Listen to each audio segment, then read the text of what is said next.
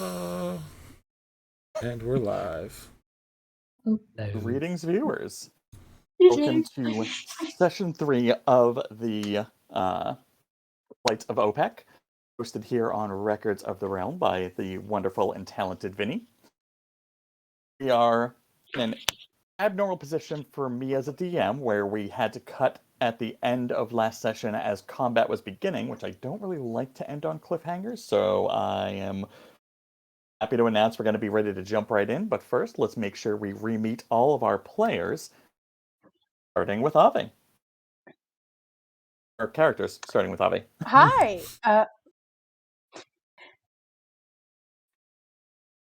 Goodness. Okay, let's go to Elle. Hi, I am Elle. I play Quillz, who is a gnome library assistant. She is her wizard status is illusionist, and she doesn't like hot chocolate very much. Which is Artemis's fault. So Artemis, tell us a little bit about you.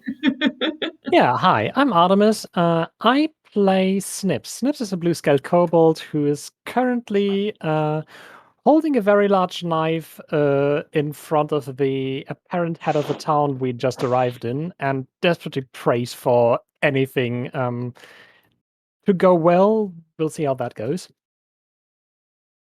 And in the back, also hoping things go well, is Chanor. Tell us about you, Chanor. Hi, I'm Chanor. I own some goats, and I like keeping people safe and secure and feeling all good. And that's currently my plan. I don't know anything bad's going on. I just want people to hand out food. And depending on what you can see at the moment, there's either a frozen person or a void, and that is Poppy, who is playing Ave. We'll hopefully get them back in a few minutes. Poppy's moving. They now. She's here. Oh, am I not here? Yes, you're She's here.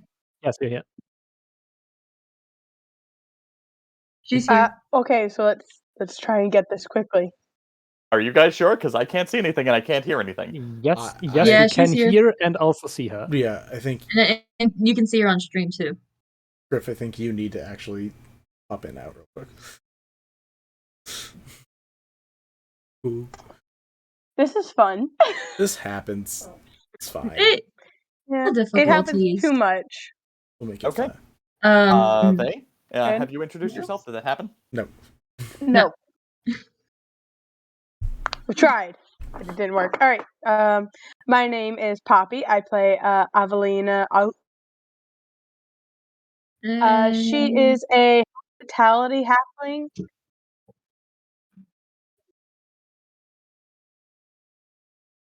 This isn't just me, right?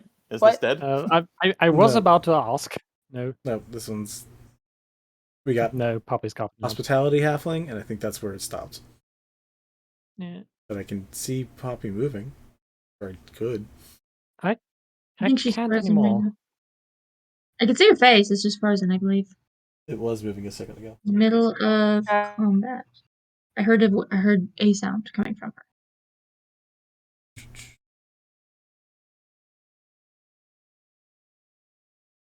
I Hello? and see what I can do. We apologize, y'all. It's been a rough time technically, but we're working on it. Well, let's take a moment and do a quick recap of where we left off. Ave had the option at the end of last game where a little bit of a time split had to occur because of some confusion in communication, where Ave had approached Nicola, but I missed the fact that it was an approach and not just a discussion. So I was under the impression there was some distance and some shouting had occurred to make the conversation audible. So initially, people heard there was food and was going to rush the cart, but then when I found out that that wasn't necessarily the case because I had missed the part where they said they were approaching Nicola, that I gave the option of A or B, and they chose to have everyone else not hear the conversation, which unfortunately then meant that the spell snipers didn't know that this was entirely friendly and still opened fire anyway.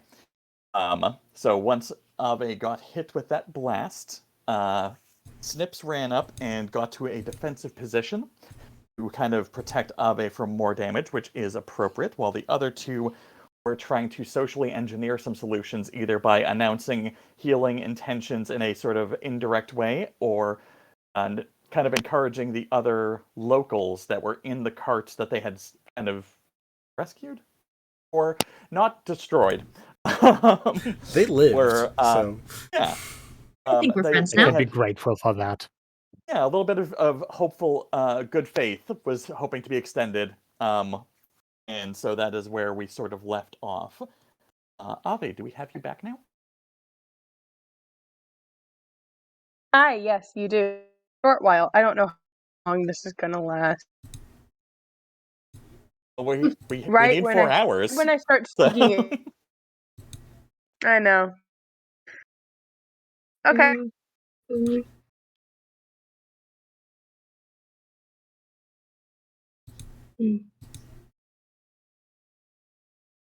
Was that a yes? I can't tell if it's... Are we frozen again, or are they not introducing themselves? I can't tell. I Hi. think they froze Hi. again. That's you? You here? Hi, I'm here. Here it Hi. is. Okay. I guess y'all couldn't hear me for okay. Now we can hear you. Let's try this quickly. Okay. My name is Poppy. I play Avelina, the hospitality halfling. She has an attitude problem, but don't trust people. And she runs the Marigold Tavern.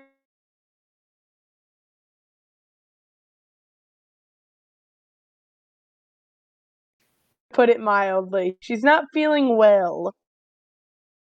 She has been shot in the abdomen by a spell. It's not a good time for her. So I believe that's I can't tell if this is coherent to anyone else or not. I'm not catching most of what's coming you out. could piece it together. I personally got it, but Okay. Yeah. I got most of it. Well, we have a combat map. We have players in setup. And we are ready to roll. Hopefully without much hubbub. So, at the moment, I've already announced where people are. Snipps, you are still top of the order. Okay, so I'm standing in front of Ave, blade drawn, and basically having it not directed at Nicola, but more in a sort of across my body kind of shape. I would very much like to make a perception check to try and see wherever those snipes came from, whatever hit You're Ave. absolutely welcome to do so. Okay, I do not have proficiency in perception, so that will be my action. Yes. Oh, that's for a the viewers free. at home. Oh. So For the viewers at home, if a character has proficiency in something, I let them do it as a bonus action on their turn. If they don't, it requires a full action to execute something with that skill. But yes, unfortunately, you are unable to identify where the blasts came from or how many snipers, if any more than one, are around. Yeah, I'm just looking around. We're not going to hurt you, but we're just trying to help. Don't be stupid. Okay, a little passive, a little aggressive. Neat. Ave, are you able to interact for your turn? maybe. Okay, let's go for it. Let's try. Okay. Avi, I assume that she has collapsed on the ground of pain because she You took did say that, yes. quite a bit of She's prone. damage. She's at 8 points. Yeah. So I guess she's try and stand up. Probably very stupid, but she is going to try and pull herself to and says, "Fucker, that hurt so bad." Okay. Are you doing anything else? And she looks at Nicola and says, "Can you call whoever that off, please. Dear God. You do notice She's that making a Nicola plea. looks confused and concerned. He's not in that relaxed position he was in before. He's now also standing a little defensively, like his weapons aren't raised, but his eyes are now like scanning past you. He does hear you and gives you a glance, but he is not entirely dropping suspicion. That has been registered that you've both made attempts to vocalize. Quillz, next. Okay, so Uncle's last turn, she had just poured healing elixir into the cauldron of food, and so, she's gonna. She sees what's happening, and she's gonna revocalize. She's gonna be like, sorry, yeah, I'm in a joyous mood right now, jovial mood, sorry, which is not what needs to be in the scene. So, Elle is in a jovial mood, Quillz is not. I'm just gonna verify that. So, she's looking around, we've got the healing elixir, which is going to help their metabolism a little bit. Maybe not metabolism, but their, Essentially, we had established that everyone is a little bit malnourished, and this will sort of make that, even though it's going to be less food, it'll still do more to sort of help stabilize them than a larger meal would have. So, Quillz is going to position herself towards like the front of the cart, but still like around the cauldron, and she's just gonna do very big grand gestures of scooping the ladle into the cauldron and pouring it into a cup and setting it on the edge. I'm gonna need you to state your character's intention, because I'm not quite getting what you're going for, unfortunately. But I see that it's non-threatening, and you're trying to like make a display. I just need to know what you're trying to communicate and to who. Her communication there is gonna be like it's just like it's an action of, hey, we're here to help you. These are not for us. These are for y'all. So it's just like an emphasis on after immediately after both of them have said we're trying to help, her being like, you see? Okay. Oh.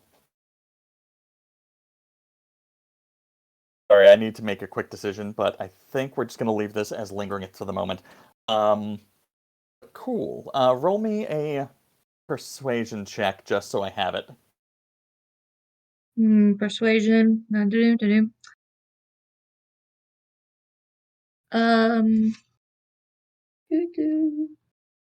18. Cool. Okay. Anyone who can see and notices is going to make it in the spirit it is being made. Chanor. Sorry, was muted for a moment while I was working on some stuff. Do I, outside of the carriage, are there like people mobbing us, or were we okay from what we were trying to do? That hasn't happened yet. It might occur because now the food's being introduced as something being publicized. Okay. So we'll see how that goes in a round or two. It's not going to happen immediately because there's still going to have to be a reaction time on the people who notice. Gotcha. Do the people that we handed food to, that I handed food to, are they, and I asked them to like bring it out and stuff, have they had a reaction to that yet, or am I going off of without knowing whether they're doing anything? If you would like to pause to see how that goes, I can do that without putting any sort of penalties or anything weird. It's essentially just like a delay of letting them go first. Yeah, I would like to see see how they take the request first.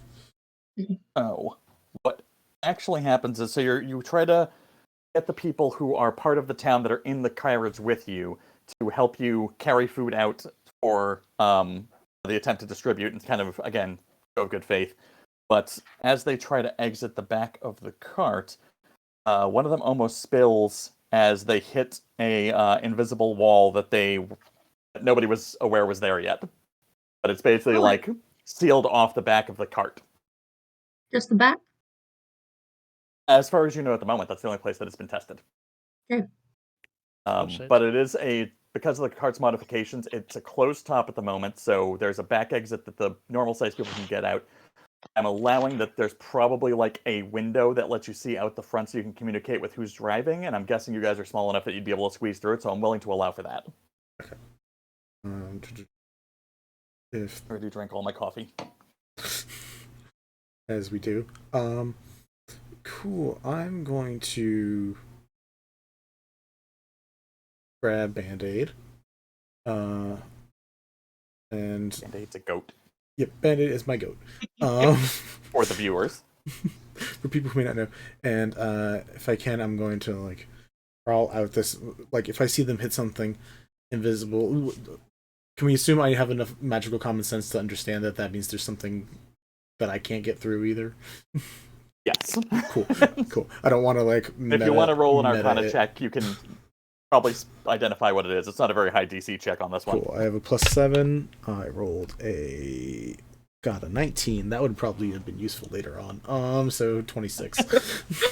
That is a confirmed wall of force likely in the way.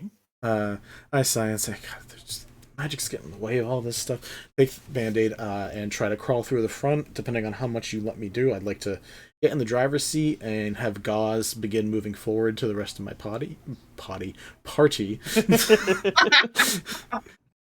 Gauze, go forward. I'm gonna check on Ave and Snipps and see what's going on over there. And Gauze does attempt to take a step forward, but finds that there is a wall. Kind of like just kind of like bump their nose on the first step and just look confused for a second. Oh, you okay? God damn it. I don't know how much of this is eating up my actions, reactions, and all this stuff, so I'm just gonna, I guess, leave it at that for the moment.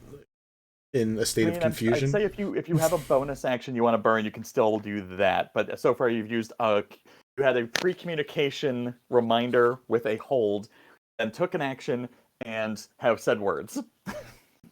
And movement. If allowed, I don't know what the setup is for I know I might know what Wall of Force is. I would like to, again, if I could roll another Arcana check and see how surrounded I think we are. If I can like even get like a glimmer of it, like I don't know, like take like anything in my pockets and just like toss it around us real quick to just test and see if I can see what ricochet no, you is. can do that as a bonus action. I'll let you kind of like toss objects just to get a sense. You do find out, just say you throw, I don't know, whatever, coins, piece of cap, I don't care. Yeah, I can make up stuff. But... You toss one in each direction and quickly find out that they basically like box the front and back of the card in, but they have not closed off the sides. It seems very open on the left and right. Oh, well, that's not even efficient. Anyway, cool. Just sort of parking blocked you. Cool. I will. If I have any movement left, I'm gonna start getting down while holding onto Band-Aid, and that's gonna be it. So like getting off the wagon. Yeah, you can get off the wagon and move 5 feet. I'm going to say that it's about 10 feet of difficult movement and then climbing, essentially. So yeah, 5 feet you can move away if you want to. But otherwise, just let me know which side you are going. Oh. Got a little Band-Aid with me. Cool. I pat Gauze on the butt, say, sorry about that. Let's see what's going on.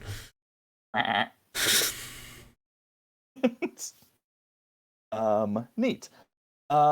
One thing that Snipps and Ave notice around Nicola, while he's just kind of vaguely scanning to see if this was some kind of trap or some such, you see that he's paranoid, but otherwise there's nothing really happening at the moment. His hand is sort of like, one that's not on the big axis, kind of like reaching towards his hip, but just hovering there. And around him you see there is a little bit of a visual distortion, where you see like his arms and the axe are kind of like overlaying each other, where there's sort of a difference of opacity on the edges, where it looks like there's stacks of imagery, but you are not exactly sure what that is. As I also have a blur spell prepared, would I be able to sort of recognize it as something akin to that? Roll me the Arcana check. I will let you do that, as given that you didn't use both actions, I'm guessing you have an Arcana proficiency? I have, yes. Yeah. So that can be a delayed bonus action. I also roll shit. That's a 10. It gives you a similar impression, but you can tell that there's something not quite the same comparatively, because it seems to be localized to just certain areas of him as opposed to overall. Okay. So there's a little confusion on that, but otherwise it's giving you the same impression. Okay, interesting. Otherwise, that is the end of that round. Nicola will sort of communicate to no one in particular. All right, we don't need to make this worse at the moment. Everyone hold, but don't back off yet. And he takes one step back, and again, you had to notice that the arms and the axe, there's a delay of echo movement that's happening that you're not quite sure why. But he takes one step back, not too much, just I didn't mean to draw a new line. Wrong thing. One step back. Neat. In the midst of all that, a fog does start to fill the area, which you may have to deal with at some point, but it is kind of just closing in from that's not the drawing thing. It's kind of coming over this house that's the burnt down house on the left-hand side. It is kind of forming, solidifying, and sliding towards the battlefield.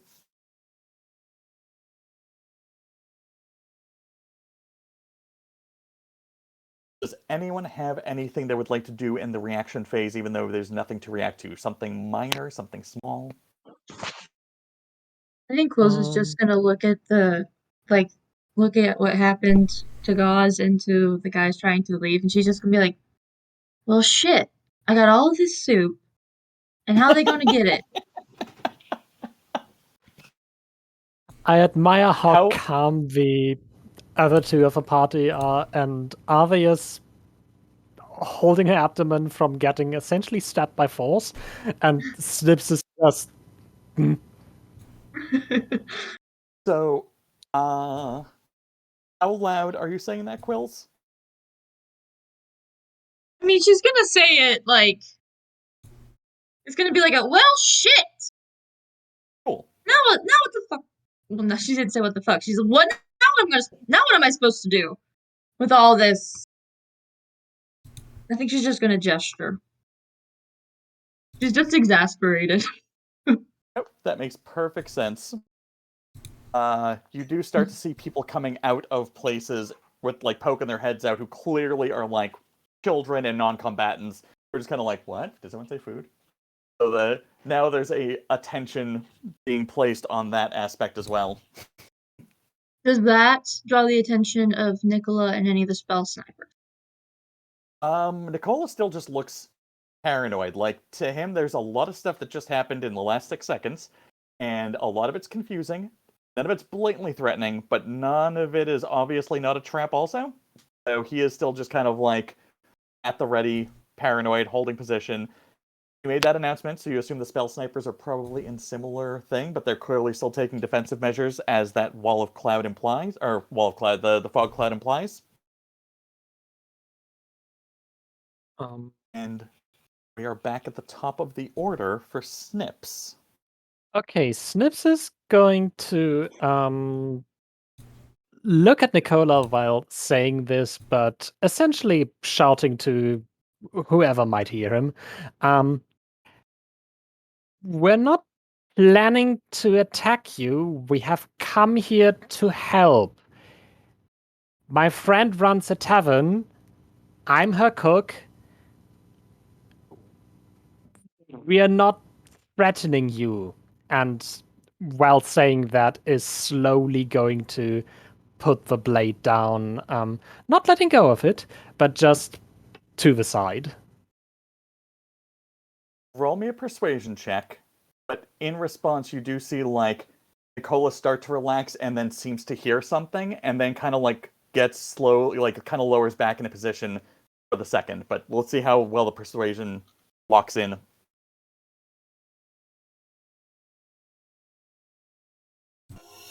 Falcon, I appreciate the dice you sent me. They roll like shit. That's the second 3. That's Oh a my 4. Okay. god. So yeah, he goes back in his low position, and you can tell that like he was listening for a second, and then got something else from somewhere, and it's just like, fuck, wait. Do you have anything else you would like to try to do in the moment? I'm not quite sure I have anything I can do in the moment. All right, then we can move on Falcon to said that's Ave. not Yeah. my fault. Yeah, I know that did. No, Ave, I you're up. don't have any meaningful bonus actions to do, so Ave, you're up. Okay. So just Snips's thing work. No. It's Okay, cool. it's still not accelerating things, and it didn't quite take purchase, but there was a moment where it looked like it might have worked. Okay, cool. I am going to back up Snip's statement. I'm kind of doubled over in pain, like clutching my stomach, and I look at him and I'm like, "Please, sir, I know you're just trying to people, but by God, I promise you, look, that word from what I'm not gonna get that letter to him. He's a trustworthy man. You know this. Please, let us help." I don't know if I can use persuasion. It's all right. Here's the thing: are you trying to perform a convincing thing in hopes that it gets through the thing, or are you just communicating the information, hoping that logic prevails? Like, are you trying to appeal to emotion or to logic? I am. From what I heard, he sounds like a very logical kind of person. So I suppose I'm going for logic. I'm just trying to Okay. persuade him to let us help. I'm really Yeah, just then trying it's to persuade, persuasion. If you whatever were means. If it turns out logic, great. Nope, if that's persuasion, then if you were going for the emotive or playing on the emotions or trying to inspire that type of trust emotionally, then it would have been performance. Cool. So the great thing is, and this I did not know, but as a hospitality halfling, when I roll a persuasion check or any ability check includes tools and cooking utensils, I get to roll a d4 and add that number to the total ability score. Are you Yeah, but using tools or cooking utensils? I'm not, but it's if I'm rolling a person or Or I see. tools and utensils. Or tools and that's utensils. nifty. And I'm doing a persuasion on it. So let me grab my diceu. 1 second. It stopped working. This is going so well. You're You know what? narrating Fine. everything. Siri, roll me a d20.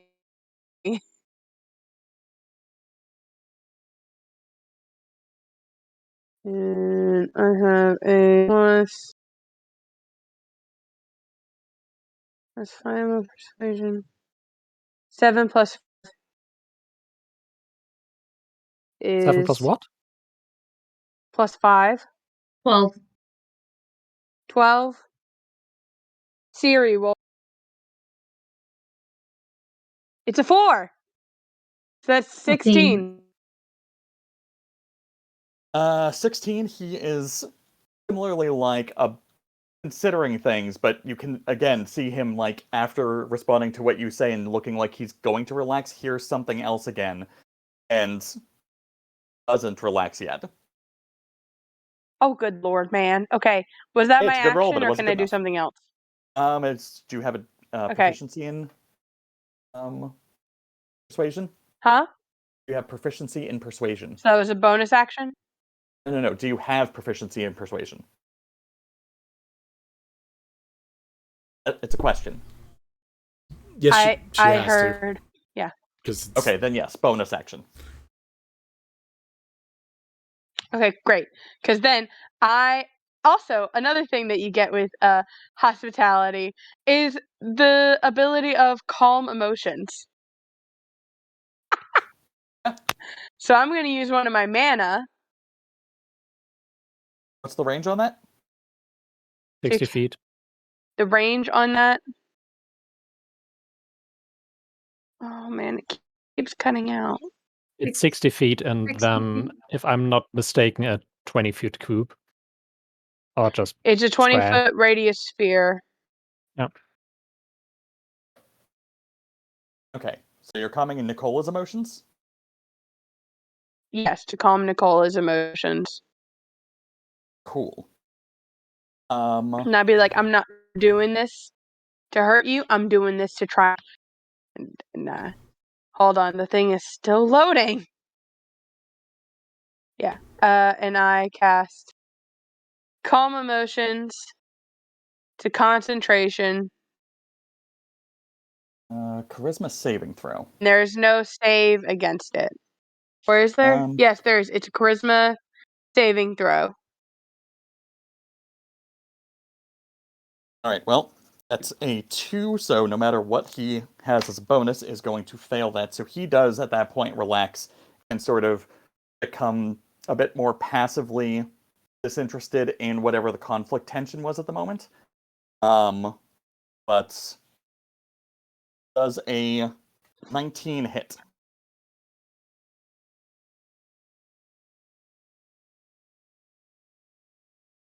What? Does a 19 hit? A 19. E?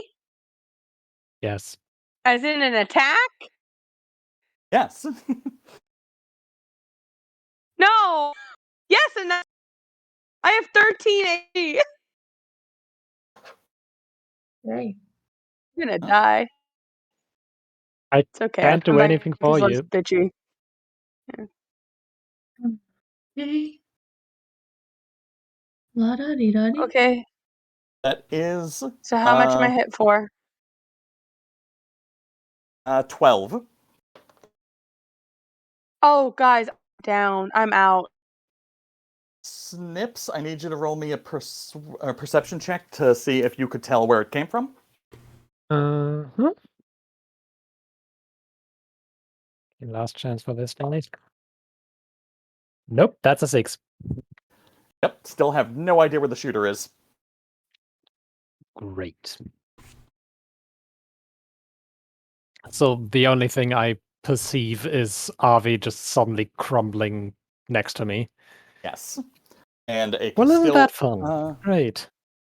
So there will be a delay before calm emotions wears off on Nicole. It's not going to be instant. I'm going to give it the full 6 seconds of effect. So he's just sort of like watches Ave hit the ground and just kind of looks vaguely interested, but not really feeling one way or the other about it. Fuck. There is a little bit of confusion on his face in the process, but that's about all you're reading off of him. It is now Quill's turn.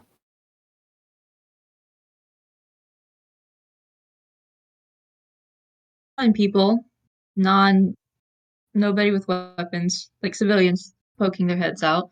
She's like, all right, well, I can't feed them because of this stupid cage or invisible cage around us. And then she sees Ave drop down. She's like, well, crap, I can't even give her any healing elixir or anything. And then she also sees, I mean, she's just observing everything, and she's like, what? She's like, this is not what was supposed to happen. So she is going to, can she use detect magic to see if she can figure out where the shooter is? Yes. Let me see what Detect Magic actually says, but absolutely. Right. I don't think you're going to learn where the shooter is, but you're definitely going to learn something else depending on the range. At the very least, like, something. Within 30 feet of you. It only reaches within 30 feet of you, so it's... So that just based like on to the so that's just like the two houses, the red house and the blue house on the either side of me. Yeah, that barely even reaches Snipps and Ave, so like at most you might be able to feel the residual of what kind of magic is hitting them, but you have a very limited range. You do definitely sense that the wall of force is only in front and behind, and that the sides are open now. You have 100% certainty of that. So where Chanor is at, he could just get out. Yeah, and you could get out either side also. They Okay. literally just like stop the cart from moving forward and block the back door. She's not going to leave the cart because that's just leaving the food in the cart open to other people. Which, Fair. like, it's not a bad thing, but, like, so you said that she can detect the type of magic? Yes, and I believe What type Wall of Force magic is that? is evocation. Evocation? Pretty Yes. sure. Double checking. Fifth level evocation.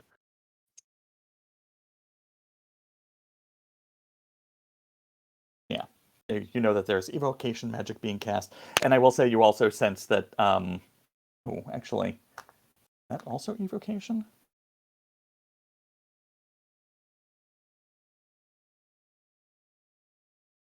Also evocation. So evocation around you and evocation residual from Ave being hit.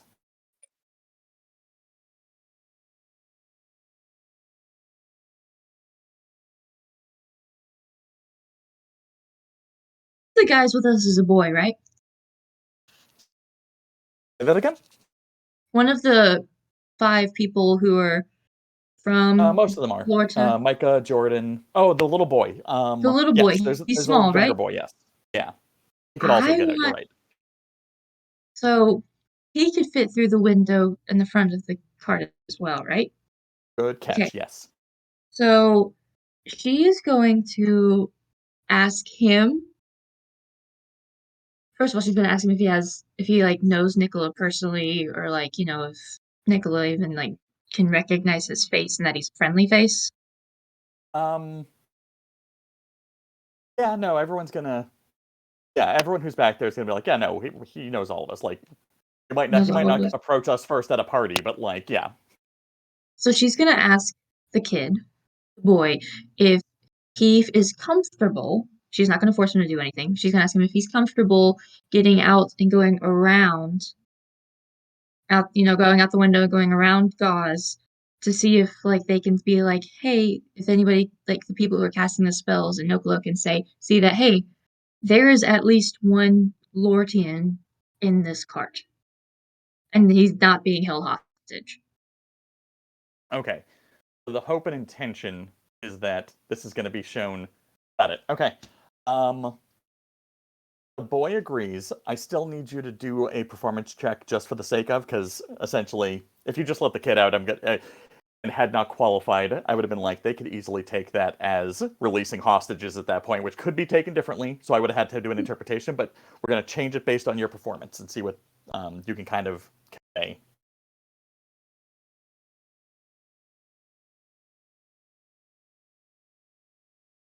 Elf. 12? Yeah, that's not a failure. And you had already gained a little bit of goodwill by like implying food and stuff. We'll call it a net even with no negative. The kid comes around, and the kid's performance check is going to be pretty high too, or persuasion check is going to be pretty high. Oh, shoot. Nicola's still emotionally calmed. The kid is going to come out and around and address Nicola. Hold on, I need to create a little token for the kid. But there's still going to be a delay before Nicola can really absorb the information because of the comm. Right, but it's still information that's out Yeah. there to be interpreted. Totally. And like some of the other bystanders who were like becoming interested in the food can also see and hear this stuff. So like it's definitely not hurting. But you have no idea if the spell actually did you want them to go on Chanor's side or the other side? That is important. I was just in my mind it was the other side, not Chanor's side, but the other side, just because Chanor seems where he's at on the map, he seems very close to the cart. And I Gotcha. didn't want like the kid to stumble over and trip and fall and everything. That would have just been misconstrued in a negative way. Okay, then you do at that point. Okay, so this is actually slightly in your favor. At this point, there is going to be a voice amplified by something that announces essentially, all right, just to be clear, I'm officially confused. I see the spell casting, I can sense a lot of magic around them, and I can't quite tell what's going on, but there's a lot of weird here. The kid doesn't seem to be enchanted. You don't know where it came from. You can't quite pinpoint it, but like clearly there's some levels of communication happening behind the scenes that is still going. So that is at least a plus. Chanor, what are you trying at? I'm gonna put Band-Aid down. Just let them run free.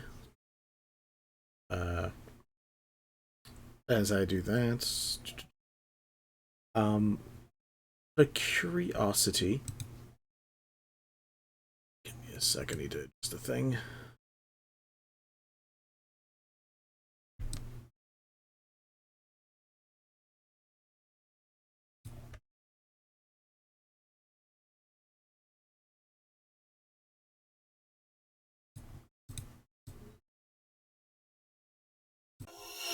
The lighting in my room had gone so dark from daylight fading. There we go. Now I look less ominous and evil. So, out of curiosity, do I, like, after, like, putting Band-Aid down and I'm walking forward, which was my plan to, like, walk towards the other two and see what's going on, do I see Ave on the ground? Oh, yeah. Okay.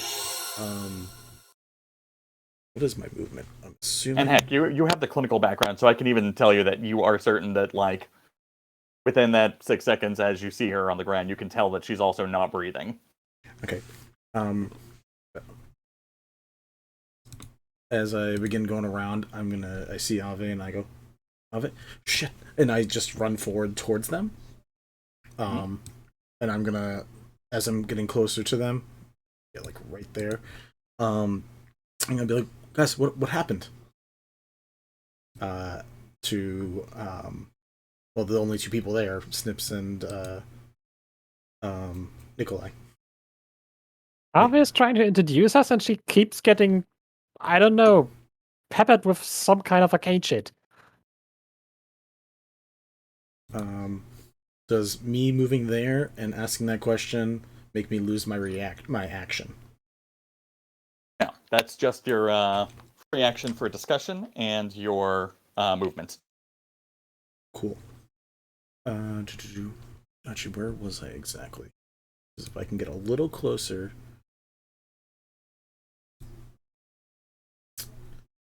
Nope, can't get any closer. Little next to Snipps and Ave. Alright, I'm gonna look down, check on Ave, and be like, oh, they're attacked. You said around here? I don't know, somewhere. You, not him. Somewhere around. Nikolai, get closer. I need to keep us all protected. And I'm going to... Can I hold... So the thing we talked about before about upcharging using hit die, I would like to do it, but I would like to hold it until Nikolai... If Nikolai chooses to come closer first. Gotcha. For the viewers, because I'm working off a mana system instead of a spell slot system, and there is the option to essentially overtax yourself, you can burn a hit die that has not been spent yet on a short rest or healing or any kind to either gain an extra mana point or to lower the speed or increase the speed of a spell from 10 minutes to 1 minute or 1 minute to action, that kind of thing.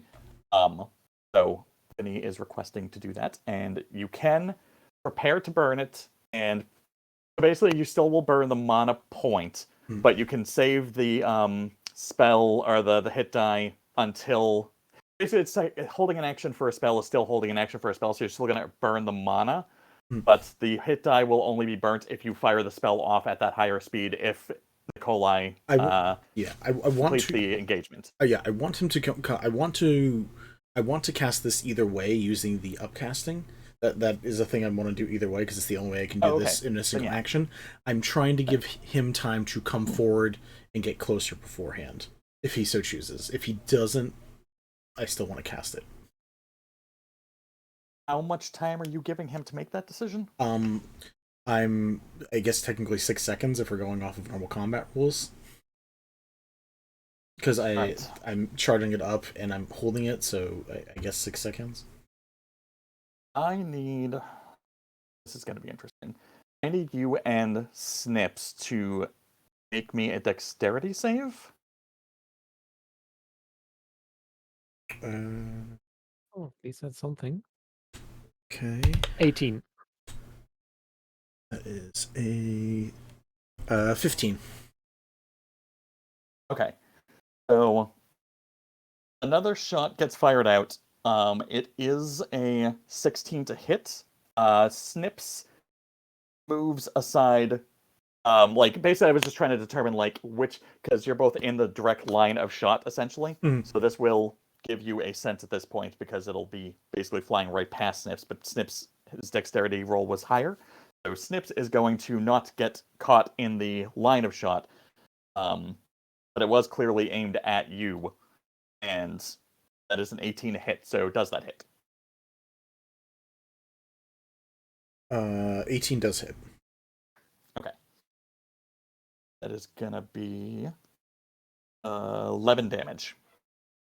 Gotcha. Does that mean we now see where it's coming from, or You do, or you do, specifically you, because it blew past you and hit him, and like you felt the energy pass Very you on that nice. one. So if you look to the north from the top of the house, that is the big house off to the side. That is where the shots have been coming from. And there's a little person, or not a little. There's a person up there who is like here? looks very exhausted, and like they are clearly taxing themselves a lot to fire these shots off, but they are doing it. And Vinny, I will have to have you roll a Constitution check to see if you can maintain the hold on the spell. All right. But if you fail, you haven't lost the mana and stuff. It's just going to essentially lose because they're basically responding to you using magic with this. 11 plus 1, so 12? You got it. Okay. You still have the spell. I was about to say, before you answer. No, you're good. Cool. Cool. So yeah, you took some damage. Now have a little bit more information, but also both of you roll me an intelligence check. Actually, no. I'm just gonna say the Chanor. You have basically concluded that the act of trying to cast the spell seems to be causing these people to fire, which does seem reasonable with your intelligence headbands. Like you're like that kind of makes sense. Gotcha. I mean, I'm gonna cast anyways because if Ave takes another hit, Oh, of course. she dying. So, yeah, Nicole is still going to be spaced out for about another, basically until we get back to Ave's turn, since Ave is the one who put the spell on. Mhm. So Snipps still has a move before Nikolai will move or not. Okay. I just measured. I'm currently within 65 feet of that sniper on the top of a building. Okay. So We're also 3 stories up. I don't know. I think that's going to be angle-wise. I think that adds 5 feet, maybe 7 tops, but we'll call it 5. yeah, that's also Oh, no, wait. fine. 15. Yeah, we'll still call it 5 just to not make this complicated. Okay, in that case, I'm going to do something that's either going to save our asses or doom us all. I'm going to step up to right about here. Yeah, that's plenty. Okay. And I'm going to cast Calm Emotions, not on Nicola, but on the person who is constantly trying to snipe us. Gotcha. And the effect so it's a charisma saving throw, first of all, against 13. Yeah, no, they got. Oh, actually, no, that's 12. That's 12. They come in Oh. under. Well, nice. I would like to make them indifferent about all of us. That is totally fair. It says you can make a target indifferent about creatures of your choice that it is hostile towards. I think sniping them does count as being hostile towards. It does. And does 17 hit, though? 17 does hit, yes. You're going to take 14 damage from your left. Fair enough. Okay.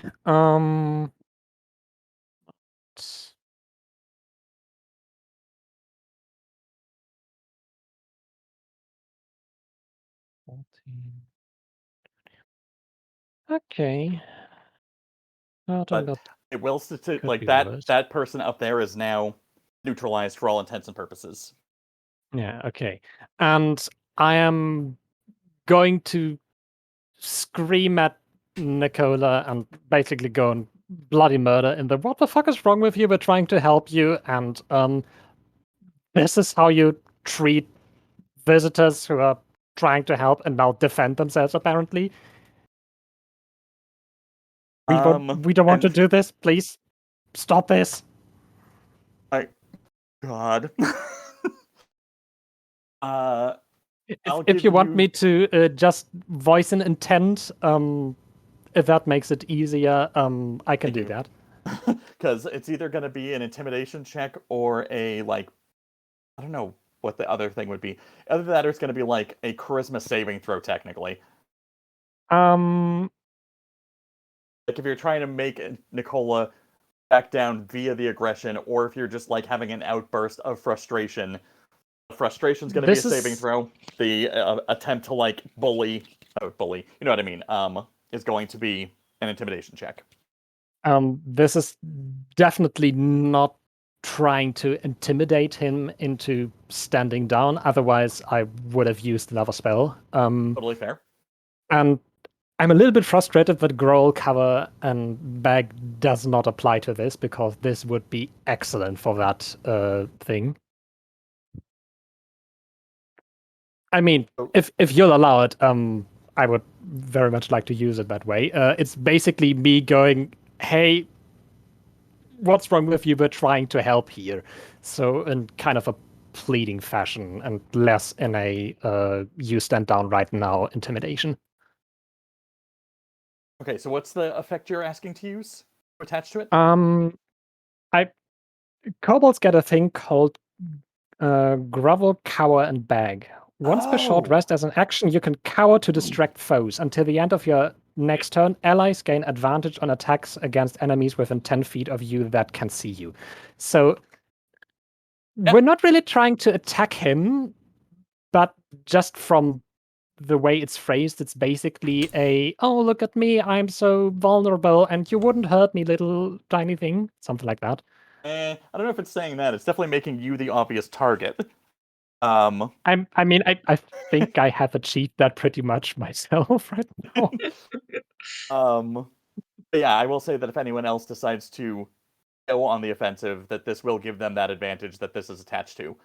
Okay. But you are doing this as Nicola's calm is wearing off, so this is the first thing he's kind of coming back to, is watching you cast the spell, and then you screaming at him. And he is going to swing at you, because he thinks that there is something aggressive happening in the first second. And you do notice more closely now that you're watching that it's not so much that he has blur cast on him, but somewhere something else has created an illusion, and like as he goes to swing his axe, two other sets of arms and swinging happen, so you're not exactly sure which direction the attack is coming from. Well, great. But does a 15 hit? 1 moment. 15 matches, so yes. That is 7 damage. Okay, Christ, do I do it or do I do? Damn it. I think I need to roll. Sorry? Are you using a reaction? What's happening? Yes, I'm currently debating on whether I use my reaction or not. Oh, okay, gotcha. One moment. Can you just give me evens or odds? Even? Okay, I don't use Hellish Rebuke Ah, gotcha. because if I did, all hell would break loose. But all of those would probably be all hell in is the realm of breaking loose if possibility. that's help. Yeah. Ave, I need a death save for your turn.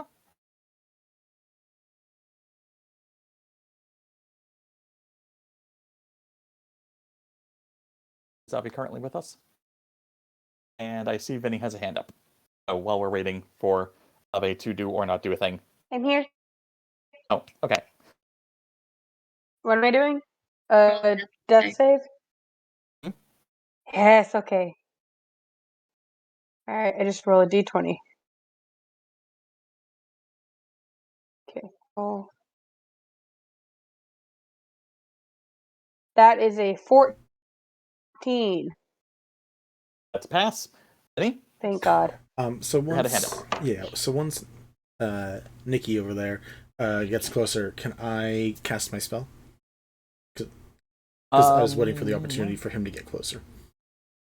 Oh, I thought you wanted him to approach you, and because Snip sort of preempted that, I did not think that would trigger it. But yeah, if that's still within range, then by all means. Yeah, I think it is. I'm going to measure one more time, but I just measured twice. I believe it still works. It's like 10 feet? 10 feet, yeah, perfect.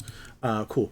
I am going to upcharge. I'm going to supercharge, whatever you want to call it, and I'm going to cast Tiny Hut and throw up in as an action a dome around all four of us, including my goat. Oh. Interesting. Oh yes, please.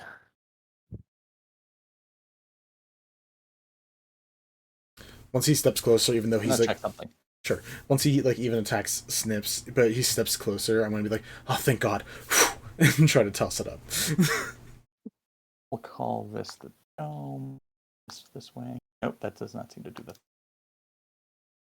Does this not let me move? I don't know if this allows me to move things once they are down. That's frustrating, actually. I don't know that you can move drawn objects because I think we had that problem before. Yeah. That is annoying, but give me a second and I'll try to redraw it. It's just the circles start from a... I thought it was going to be an outside thing, not an inside thing.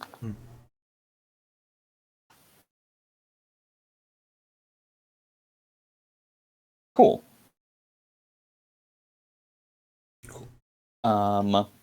Actually, and because the person had to refocus and not be attached to the fog cloud, that does blow away before it really does anything specific. Okay, cool. So your thing goes off. Another shot does go off, but it does not make it through the barrier. It's going to bounce out.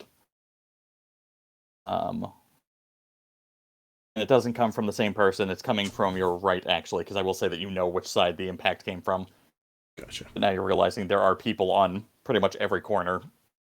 Oh, and by the way, I rolled 2 concentration checks for the 2 hits I got. One was a 13, one was a 17, so both pass, and the calm emotions on the guy on the rooftop is still up.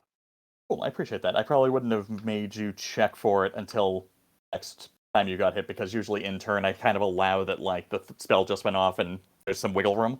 But I do appreciate keeping honest. Cool. Okay. Quillz.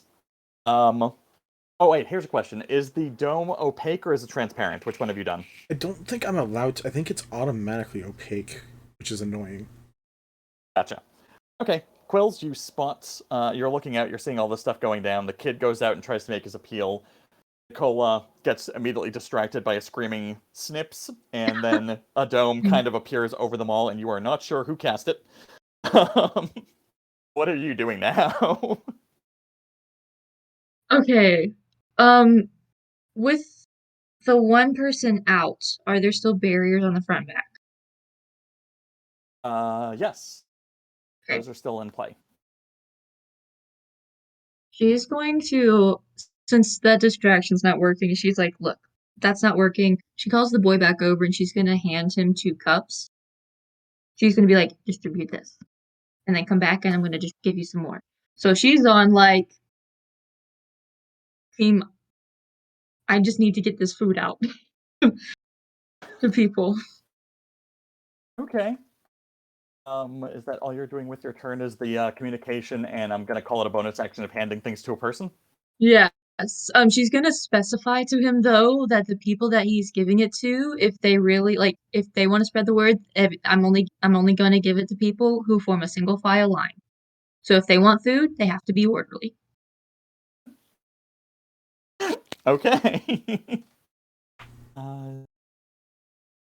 Because I got no idea what's happening in there. I don't know if that was a good thing that I don't know if a good person passed did the opaque home.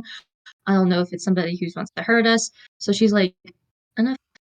So she's like, I'm gonna do what I can, whilst also protecting the cart. Fair enough. And she's gonna have the other 4 people who are in the cart with her ladling more cups full of food, if she's allowed to do that. Gotcha. Yeah, no, there's no reason not. That's an acceptable action. Yeah.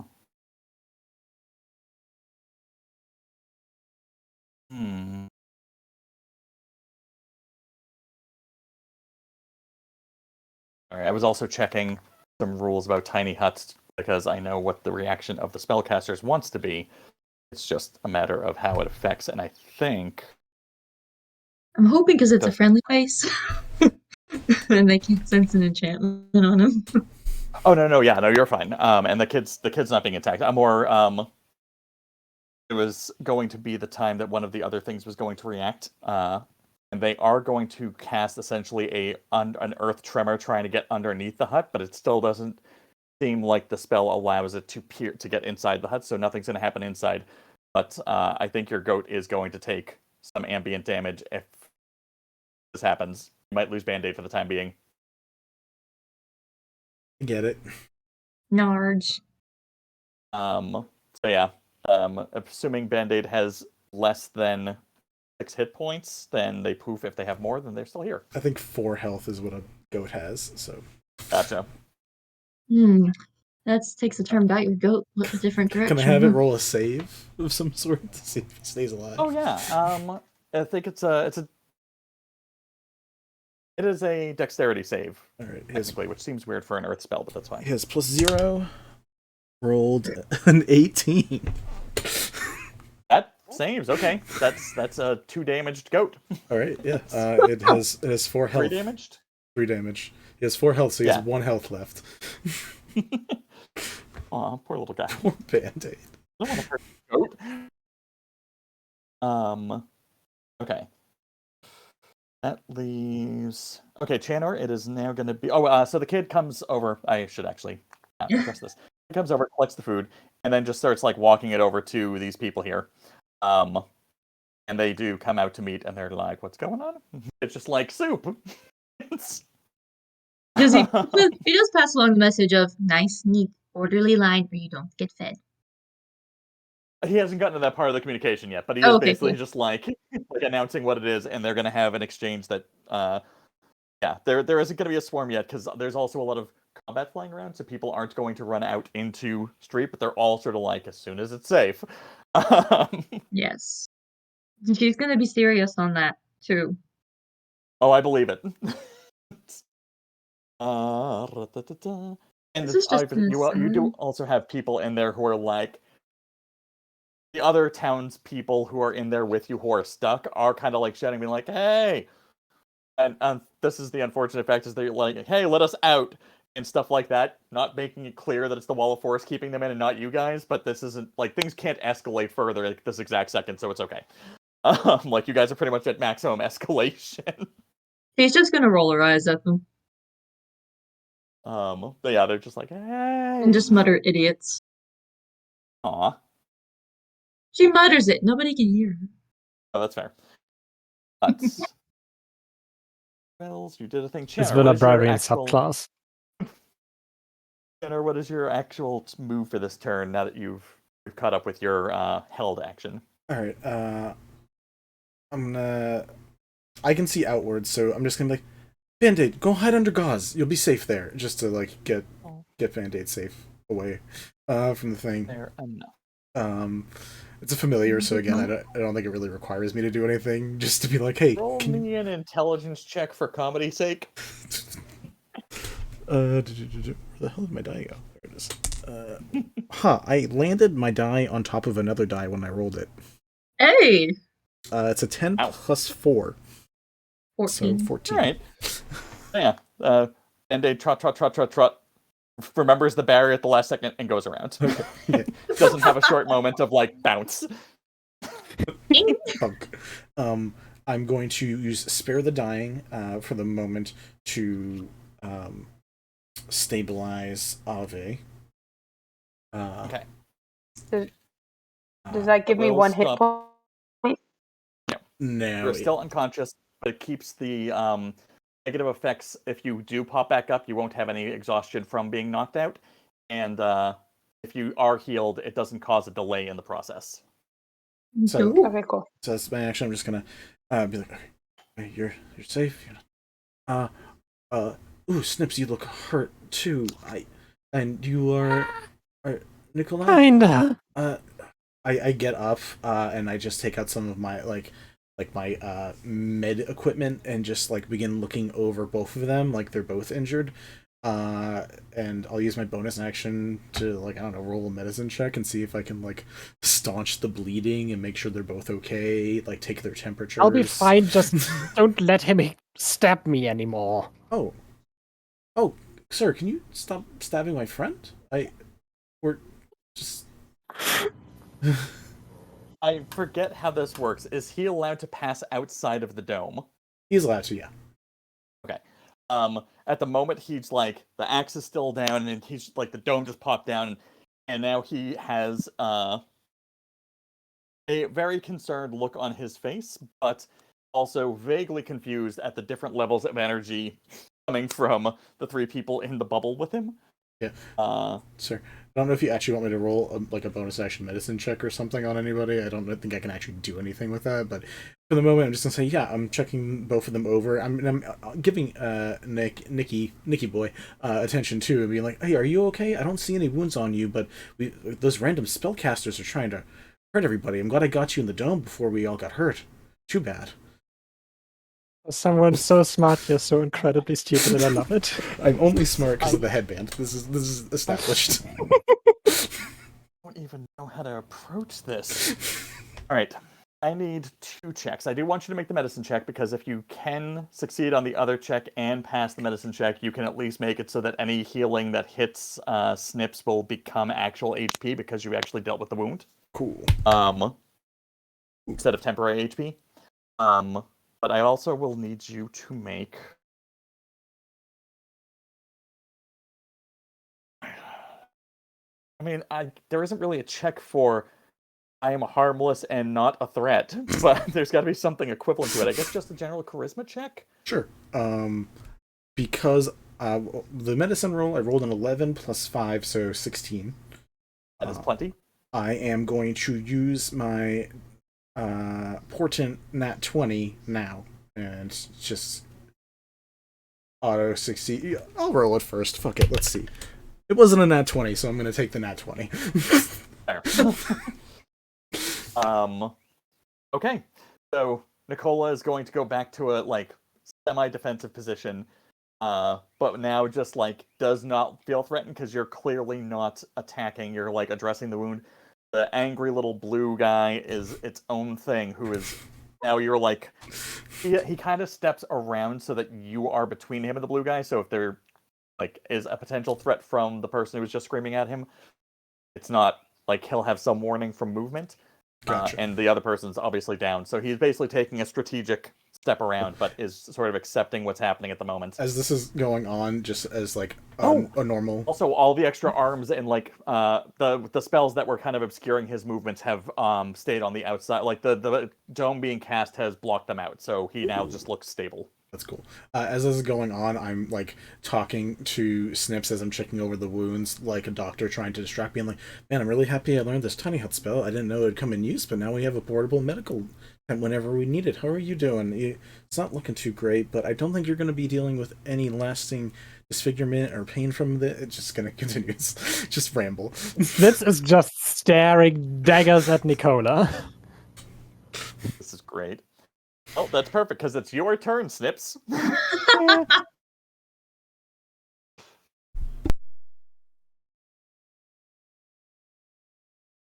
Hello? Lena, No. do we want to leave? Okay. Are you saying that to me? Yes. I'm asking Chaina if we want to leave.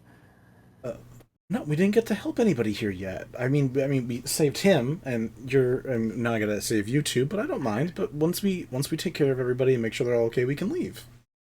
We gotta see what's going on with this though, just like as a blast hits the side of the tiny hut. He's like, I don't like that, whatever that is.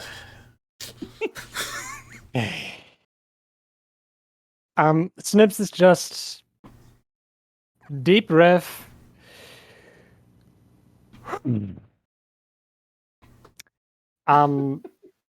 Looks at Nicola, no longer staring daggers, but still pretty miffed. And is saying,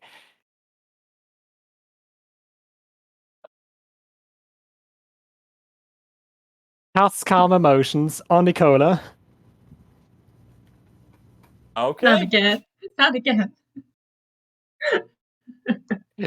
Unfortunately, Snipps has that's- seen what his usual charisma brings him.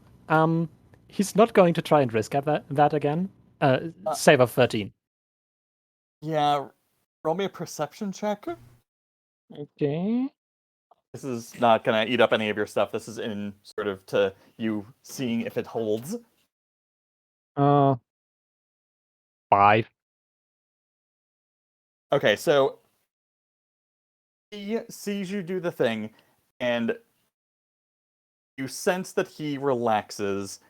You also become immediately recalling that now the other guy is no longer going to become emotions. Yeah, that's okay. We're inside a tiny hut. That's fine. Yep. Okay. Yeah.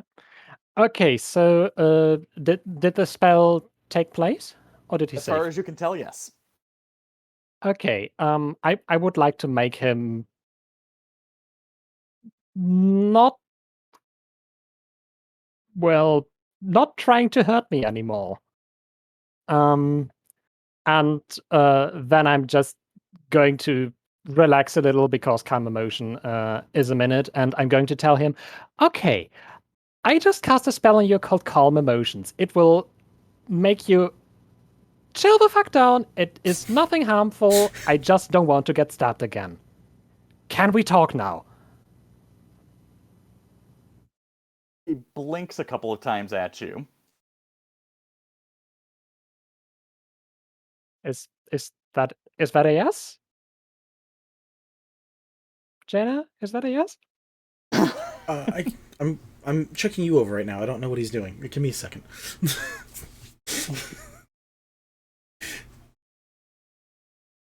Yeah, that's my turn. Okay. Trying to cast calm emotions on him and then going, hey, I really don't want to hurt you. Ave, I need you to roll me a d20. This is not a death save, this is something else.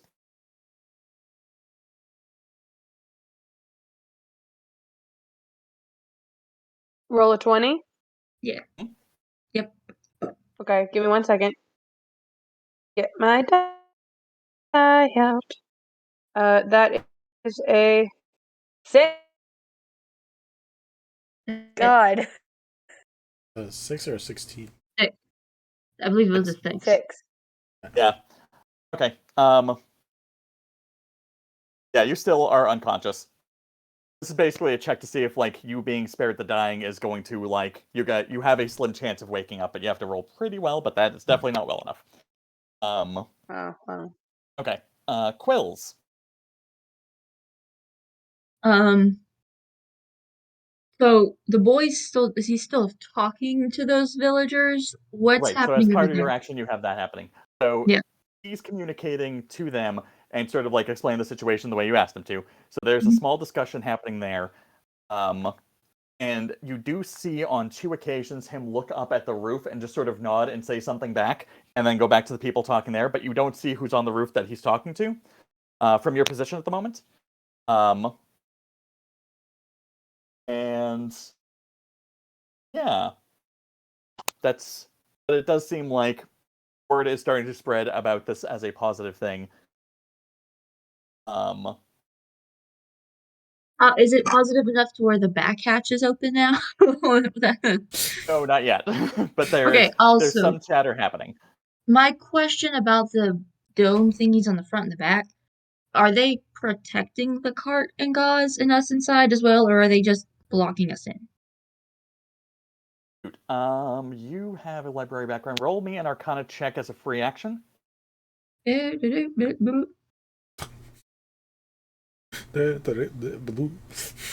14? You are aware that anything that's gonna like block out that as it's gonna protect you from most things. It's not complete.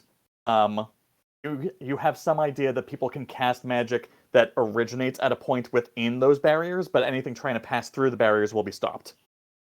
So, like that shot that's been hitting people won't reach you, but like if someone cast that fog thing, it could emit inside and still do a thing, which means other stuff could start there and grow out.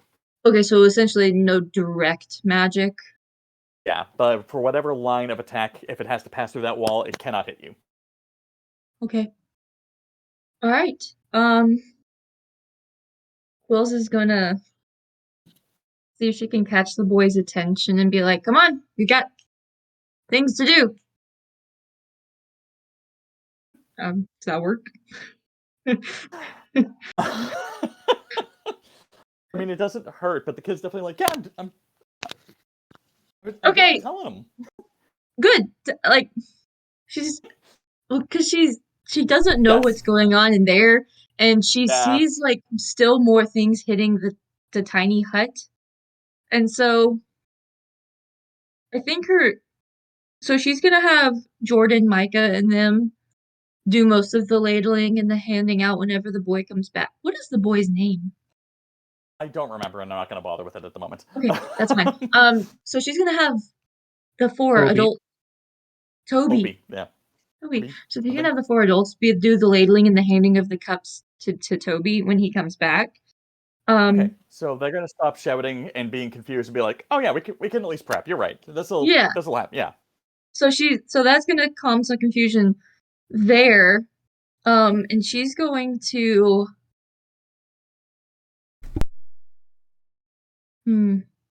Can she from the ones okay, for the spells that are hitting, because I'm assuming most of the spells that are being aimed at the Black Dome right now. Or Quills is gonna You've assume. only, at most, if you were looking, you would have seen one a burst of energy bounce off of it. But you also weren't watching or weren't close enough for a lot of the other attacks, so you probably aren't aware of where Okay. those other shots were coming from. Okay, so And yeah, only after that one Toby would have been noticed. Okay, so after Toby comes back from discussing that to gather more, she's going to ask him what he was talking or what he was conversing with the person on the roof about.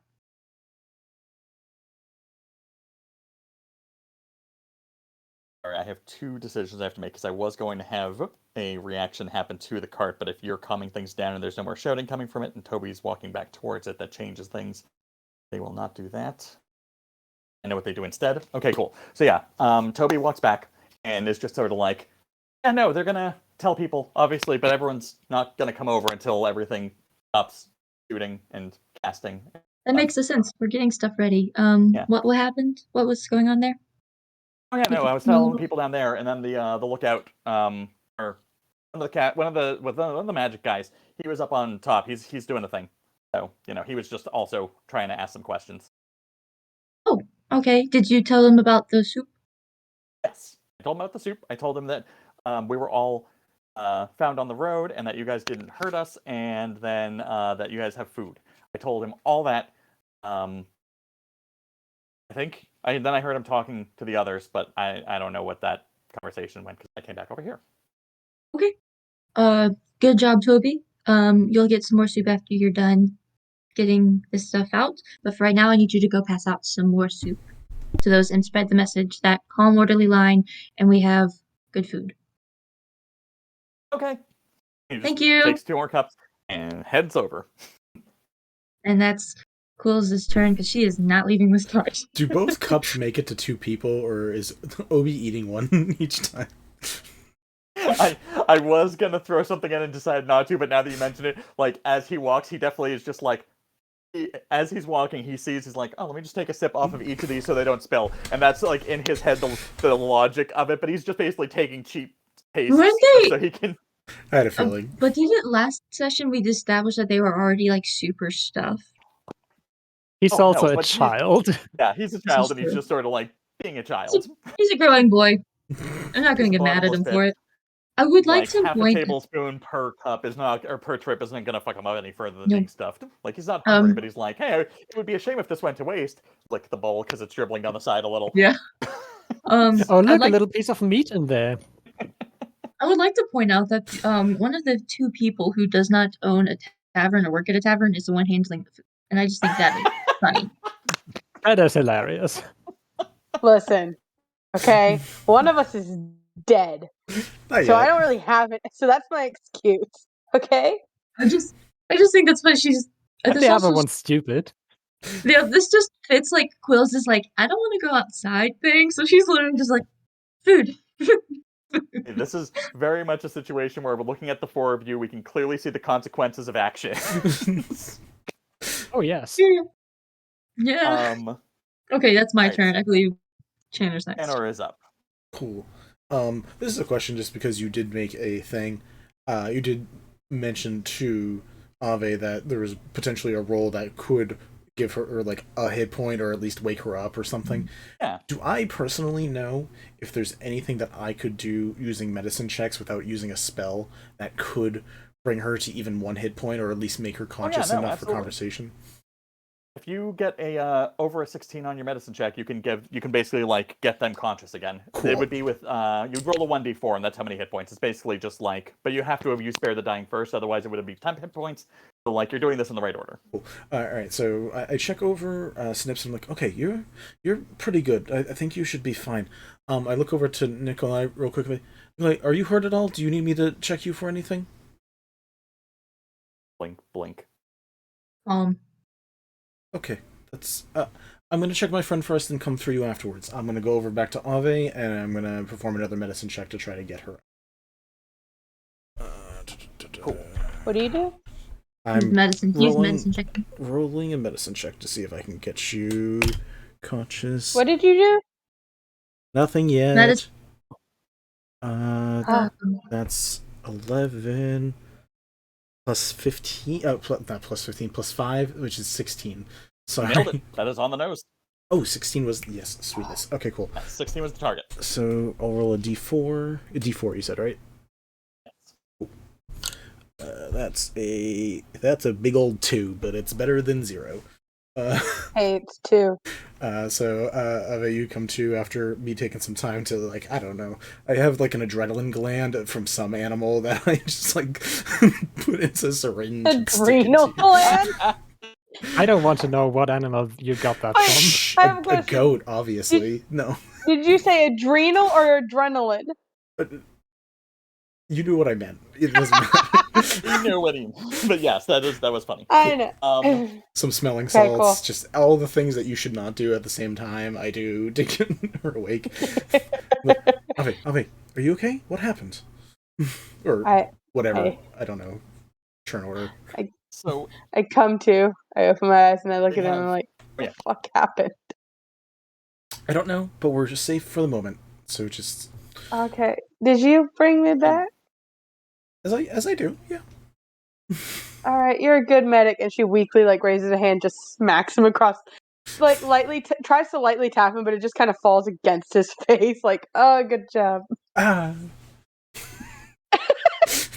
Okay, I will need each of you to roll me a perception check. No. Not Quillz. The 3 of you inside the dome. Well, No. thank God. Perception, you said? There's the bad rolls. 13. A 2. Oh no. That is an 18. 18. Snipps. 13. 13. Okay, Ave, as you're talking to Chanor, you're the only one who notices as, like, the seemingly catatonically, Nicola is slowly reaching for something around his neck. And you have one reaction to try to say or do something in response to that fact. Can I cast something as a reaction? I will say yes. Is it a reaction? Yes. Or Okay, you can either do it as a reaction, or if it's an action, you can burn a A Mana. mana. Hit die? hit die. Hit Thank you. die. A hit die to speed it up. Excuse me. Alright.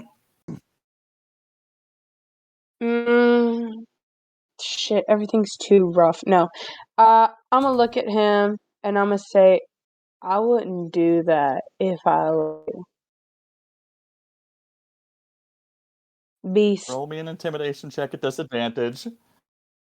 An intimidation? Can it be I wouldn't persuasion? do that if I were you. I wouldn't do that if I were you as an or else statement. If you want to change the statement, we can totally change it, but I was going by how you phrased it. I'm sorry. If you want to do persuasion, that's a different I want to change sentence, though. I want to change it. I want to say, I recommend that you don't do that. It's still That's a threat. still the Yeah. same It's thing. still You want something like, please stop hurting us, or please don't do that, Please, or something like that. please don't do that. I'm gonna look at him. Please don't do that. Very audible. Like, she's fumbled each one. She's like, don't, I wouldn't, no, please don't do Alright, roll me the persuasion check. the Still at persuasion. disadvantage. You're foggy. you are foggy. With disadvantage. Hmm. Alright, the first one was a 10. Second one is a 17. Okay, so, and I'm gonna add, so that was a 10 plus a d4, Oh, I see. which Oh, that's is still not going to pass. It would have been at 2. least a 15 or 16 to get around it. Wow. So yeah, he just sort of like Wait, pull. I 12. don't think the- she, I don't It think she, doesn't pass. I don't think she added her skill yet to it. No, I I got a added 10 and my a 17, skill. Okay. and then the +4. Yeah. But yeah, he basically, there's a little bottle around his neck that is like hung on a chain by the stopper, and he pulls the bottle, Oh. uncorking the stopper automatically. You may be a sole survivor here, but I need I need 2 of you to roll me a dexterity saving throw. I don't think Ave can dexterously dodge a thing in an enclosed space like this. Yeah, no, she ain't dodging shit. You're still prone, yeah. Or I guess roll it with disadvantage I'm again. gonna die. Maybe you still roll high enough that you can like roll out of the tiny hut or something. I roll a what with disadvantage? A dexterity saving throw. A dexterity throw. Oh, just shoot me. That happened twice already. We're doing something different now. Alright, the first one I'm- is 17. 11. Yeah, that's not going to be fast enough. I'm going to use my second use of momentary stasis because my first roll was a 2. Much I see. better. The second one's a 1. Never mind. I can use my reaction to give you my bountiful luck to let you reroll that one. Oh, nice. Thank you very much. You're welcome. Wait, we both. Chanor, I do need you to roll me an intelligence check also, now that I think about it. Was it also a 1? No, it was also a 2. It's amazing. A 2, a 1, and another 2. Great. I'm ready to die. I originally rolled a 7, but I used my inspiration to reroll, which got me a 15, so I'm at 17 as well in total. So you have rolled high enough to get out. I need you to roll me an intelligence check for a important piece of information. 8 plus 4, so 12. Okay. I'm going to say that you are at least suddenly recalling that if if this continues inside Tiny Hut, it'll be contained to Tiny Hut. But if you leave Tiny Hut, then it stops being contained by Tiny Hut. Yeah. Because you leaving Tiny Hut drops Tiny Hut. Do I know what it is that's happening yet?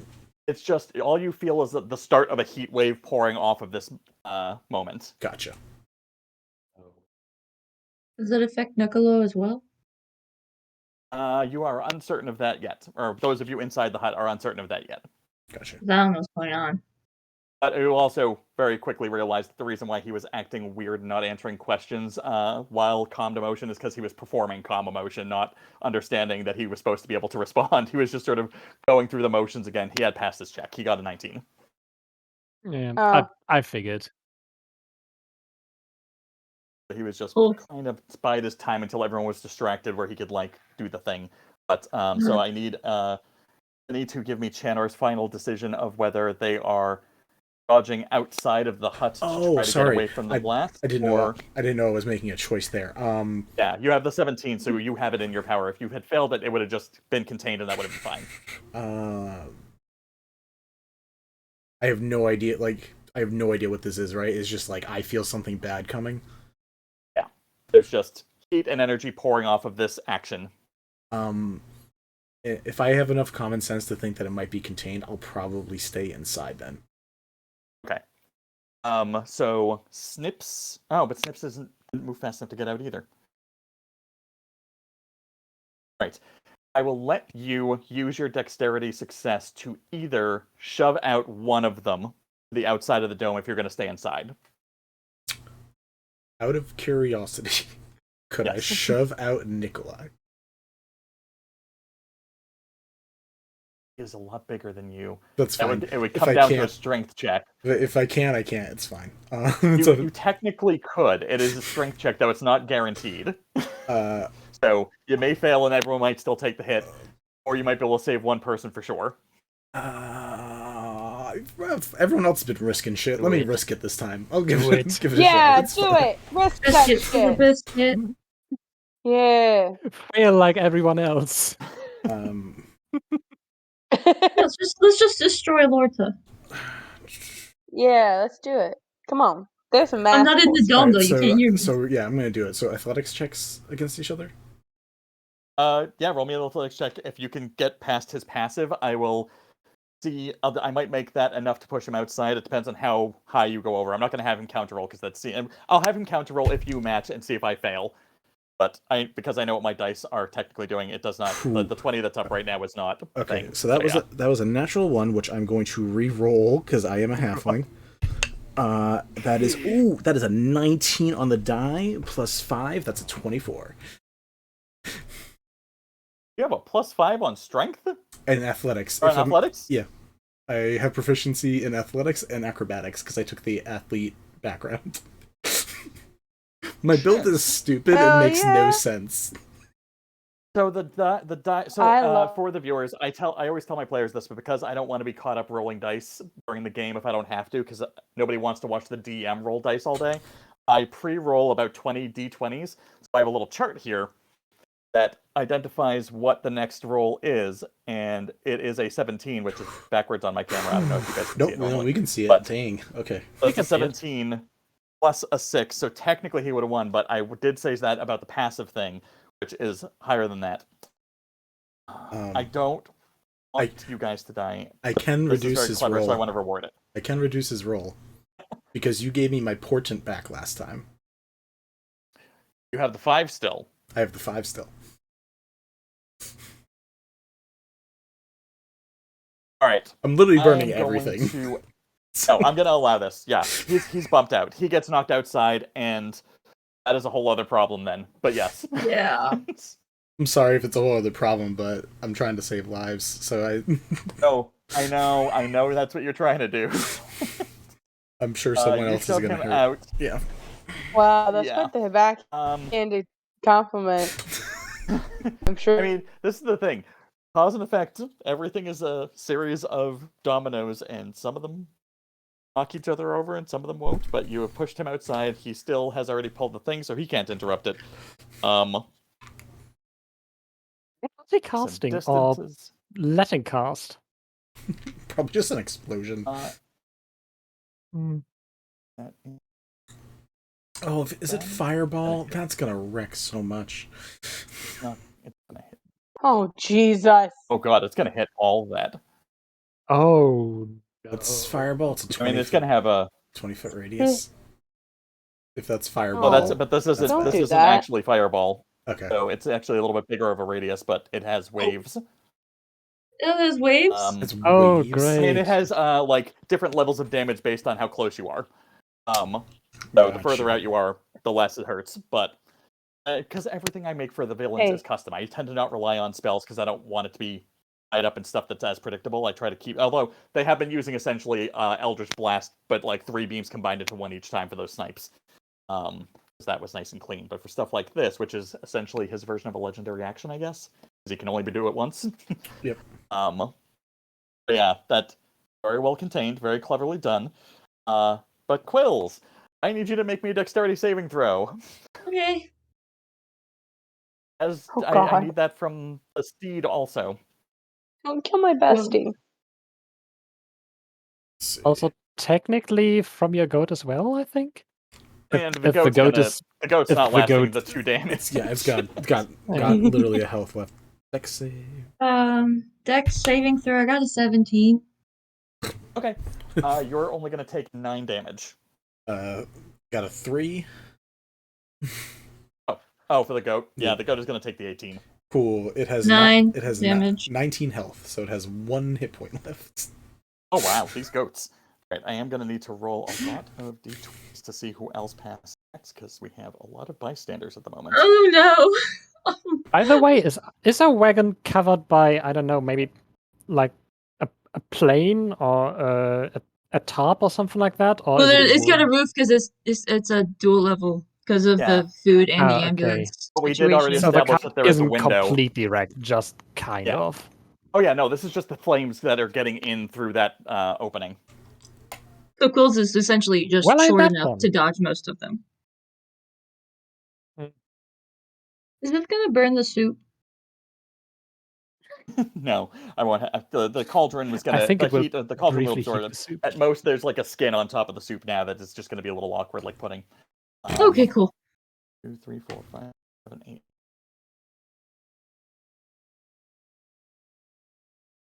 Two actual combat level people. One passes, fails. Okay. So yeah, there's a giant eruption of heat and energy that goes off in all directions and kind of like, except for past the dome, obviously, it just sort of like forks off, and anything behind the dome is not directly affected. From Nicola as the point of origin. Still a lot of stuff that gets hit. Yeah. And because the building behind him was already burnt down and collapsed, and basically it was just the foundation left, like that doesn't provide much guard to anyone behind him. And aside from a bunch of screams of horror and pain, there are also 2 other buildings that are now on fire. Nicola is dead, if that's any help. It is a kamikaze action, but you do still have spellcasters who are like up and around, who are unhappy. Yeah, It's 8 o'clock. We're at the didn't halfway think we were mark. happy. So we're going to take this time to take a quick 10-minute break. Also, hydration check for everyone. Hydration check, everyone, please. Yes, hydrate. Bathroom break. Cool. Water. What? Wahaha. We're gonna go to break, guys. We'll be back. What's up, Azzy? Put it back, put it back, put it back, put it back! I put it back! I mean, when you take it out because you are shrunk, you feel like whatever it was attached to on the inside it snaps away from. So like it's like pulling out a weed. So like you can put it back on top, but it's just gonna sit there. It's not gonna be in the ground again, so to speak. We definitely just killed this guy. Like, killed this guy. Oh, fuck. It doesn't matter. You've been gone for 6 months and you didn't say a word. That's not that long.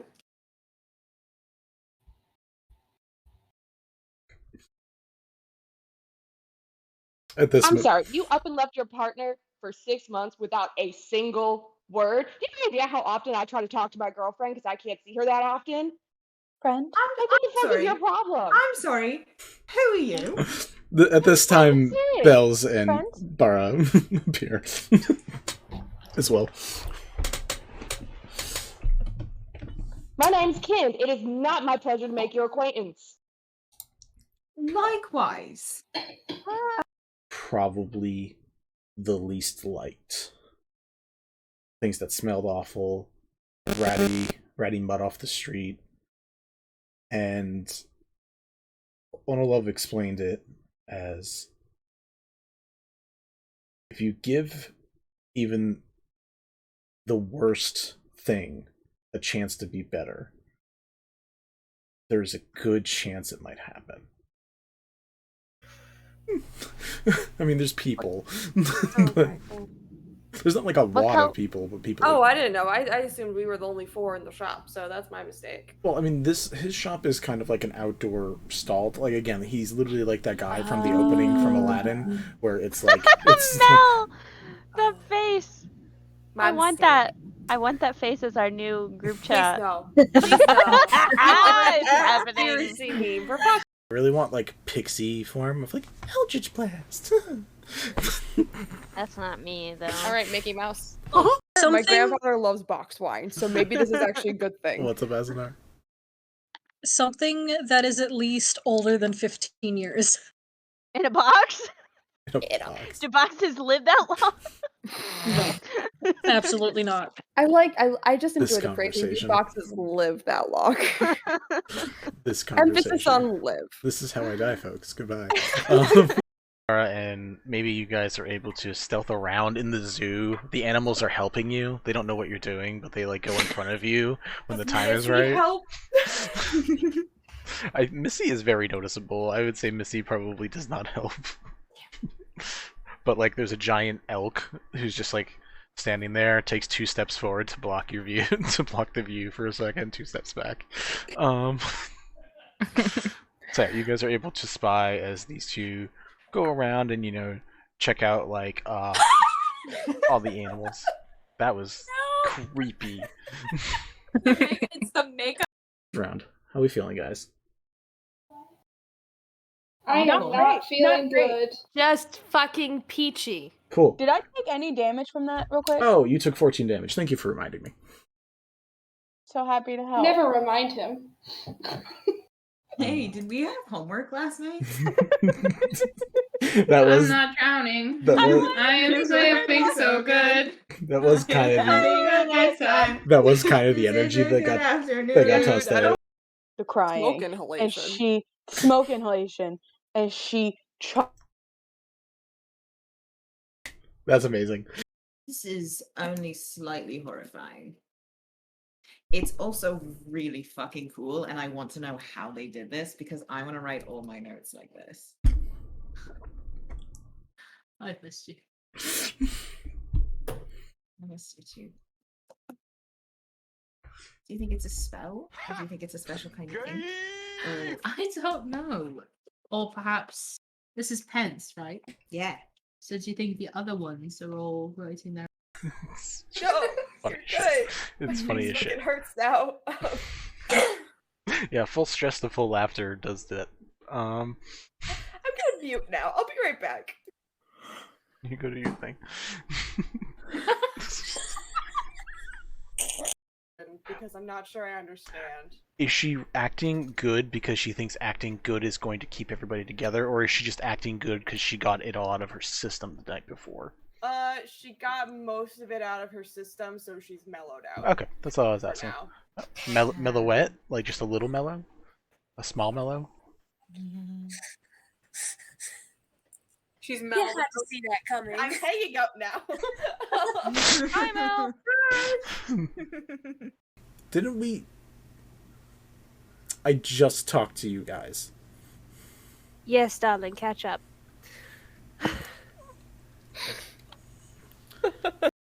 are you choosing to place yourself at the table when you approach?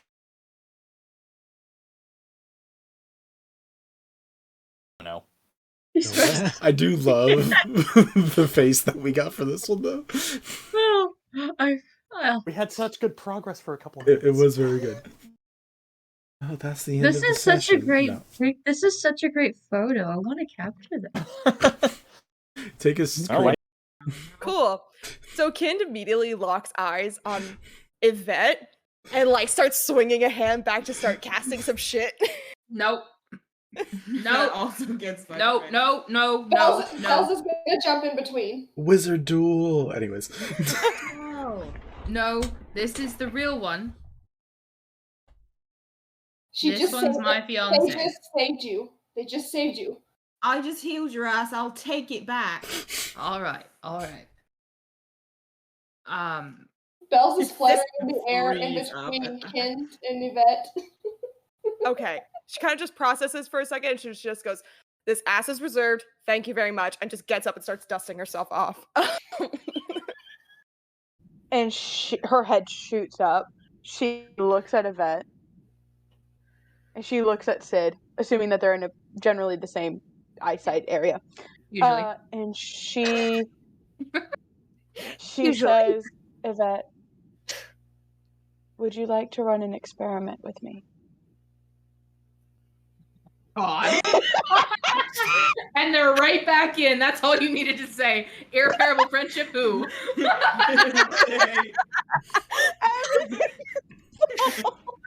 Centaur experiment.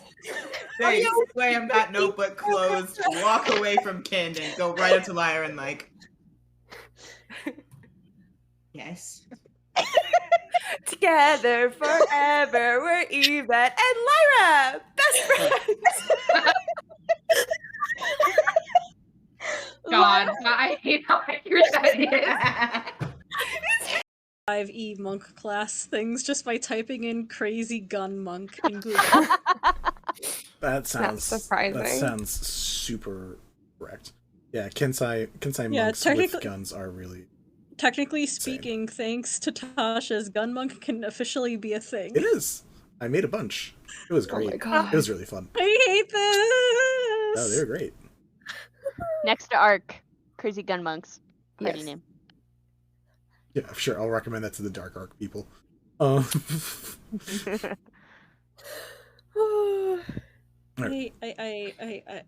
Do you guys want to go get tattoos? Fuck this. Yes, tattoos. I would like a tattoo, Papa. Stab me, Daddy. You didn't like that, Connie? I mean, Mel. I got worse. It got worse when When Nova talked? Yes. Yeah, I do that. I'm sorry.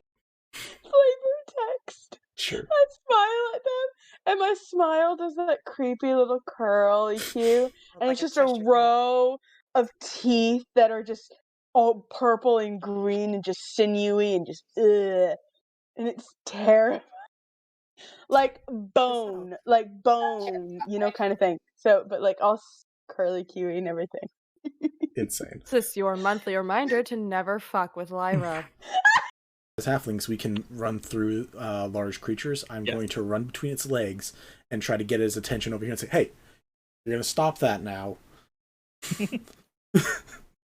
His head does turn towards you, and the eyes light up again to blast, but as you come around and confront it in that way, there is a delay in the moment, and it gives Ave a moment to act before that fires off. Sid gets a sending message and just hears in their minds. Oh, fuck. Here's, Mama, I haven't failed you yet. Much improved. Where the hell have you been?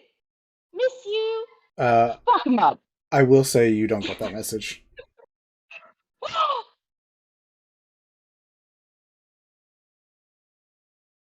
What? What? You're not playing that character right now. You don't know what's going on.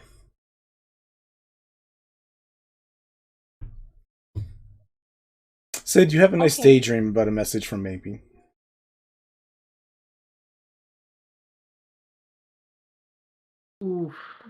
Vinny.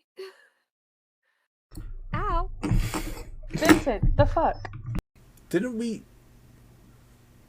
I just talked to you guys. Yes, darling, catch up. Probably the least liked. Things that smelled awful, ratty mud off the street, and Onolove explained it as if you give even the worst thing a chance to be better, there's a good chance it might happen. My grandfather loves boxed wine, so maybe this is actually a good thing. What's up, Azanar? Something that is at least older than 15 years. In a box? In a box. Do boxes live that long? No, absolutely not. I just This enjoy the phrase these conversation. boxes live that long. This conversation. Emphasis on live. This is how I die, folks. Goodbye. I really want like pixie form of like Eldritch Blast. That's not me, though. Alright, Mickey Mouse. I mean, there's people. There's not like a lot of people, but people. Oh, I didn't know. I assumed we were the only 4 in the shop, so that's my mistake. Well, I mean, his shop is kind of like an outdoor stall. Like again, he's literally like that guy from the opening from Aladdin, where it's like it's Mel! The face! I I'm want sick. that. I want that face as our new group chat. Please no. Please no. It's happening. Seriously, me. Put it back, put it back, put it back, put it back! I put it back! I mean, when you take it out because you are strong, you feel like whatever it was attached to on the inside it snaps away from. So like it's like pulling out a weed. So like you can put it back on top, but it's just gonna sit there. It's not gonna be in the ground again, so to speak. We definitely just killed this guy. Like, killed this guy. Oh, fuck. It doesn't matter. You've been gone for 6 months and you didn't say a word. That's not that long.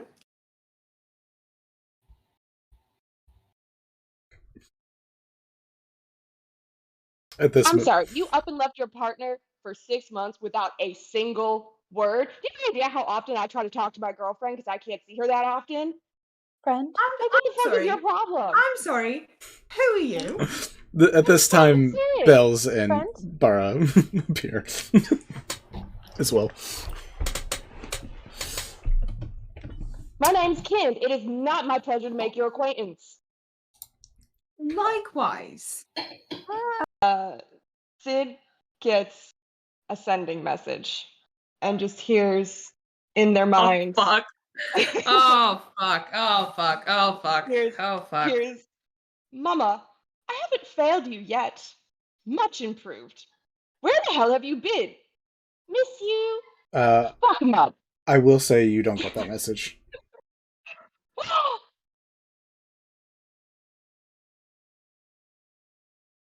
What? What? You're not playing that character right now. You don't know what's going on.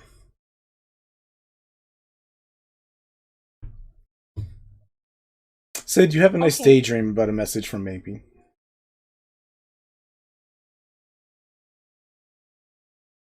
Oof. Vinny. Ow. Vincent, the fuck? No, Funny you're shit. good. It's funny as shit. It hurts now. Yeah, full stress to full laughter does that.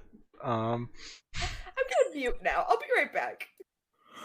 You go to your thing. Round. How are we feeling, guys? I am Not not great. feeling Not great. good. Just fucking peachy. Cool. Did I take any damage from that real quick? Oh, you took 14 damage. Thank you for reminding me. So happy to help. Never remind him. Hey, did we have homework last night? That was I'm not drowning. that was- I am saying so good. that was kind of the, that was kind of the energy that got tossed out. Where are you choosing to place yourself at the table when you approach?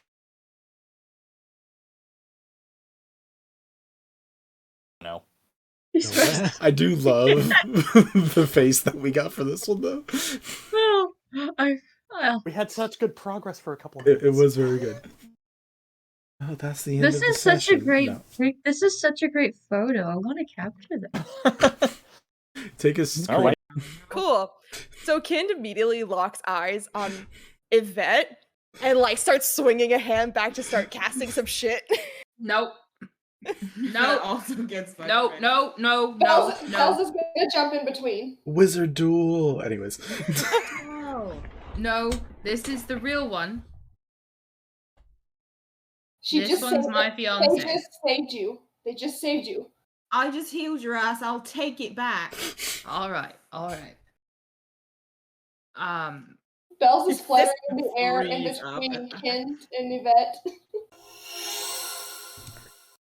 And we're back. Welcome back, everybody. Hi, people. Hope you're enjoying the trauma. Yeah, Quick recap for the halfway mark, and then I'll go around and see how everyone feels about where we are. But we left off with Nicola having the second person try to cast magic on him, and knowing he was hypnotized slightly before, played along. Not great, but enough that nobody seemed to have noticed because they rolled poorly on those checks. But abided his moment, and then from inside the tiny hut tried to set off a pre-created magical explosion, which Chanor, surprisingly, I gave Chanor some options because they had rolled well on the dexterity save, allowing them to take less of the blast, but because they were trapped in tiny hut, I wanted to give them the intelligence option to know that if they went outside of tiny hut, because it was their spell, tiny hut drops, which means the blast would have been unfettered.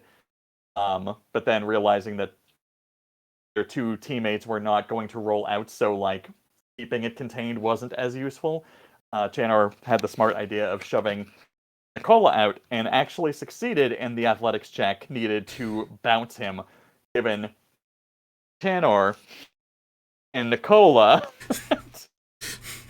It was a surprising success both to me and Chanor and Nicola. And Nicola got bumped outside of the tiny hut. The explosion occurred. It was a radiant wave. So within the first 20 feet, it had a certain amount of damage, and then half that going the next 20 feet, and half that going the next 20 feet. But yeah, so a lot of bystanders are now dead. There's some buildings on fire. Other bystanders are injured. I did not mention in the process that Quillz took some damage from inside the cart based on the fact that we've established there's a hole in the thing and that there's no guard on the sides. But also, one of the dogs and two of the people inside the hut, or inside the cart, also did not save, so they did not make it. They didn't have a lot of hit points to begin with. So there's one surviving dog and two surviving Lorda folk inside the cart who are injured, along with Quillz. Everyone on the east and southeast side of the tiny hut were protected essentially by the tiny hut from the way the blast went outward. So there's that as a general positive, but for the most part, in a few seconds, once the smoke clears, there will just be a tiny hut sitting there with a lot of dead bodies for anyone who survived to see. And eventually the tiny hut is going to drop, and I've made it clear that they are going to be seen as the only survivors, and given that they're the outsiders who everyone was already paranoid about, there are some tensions that are still in play.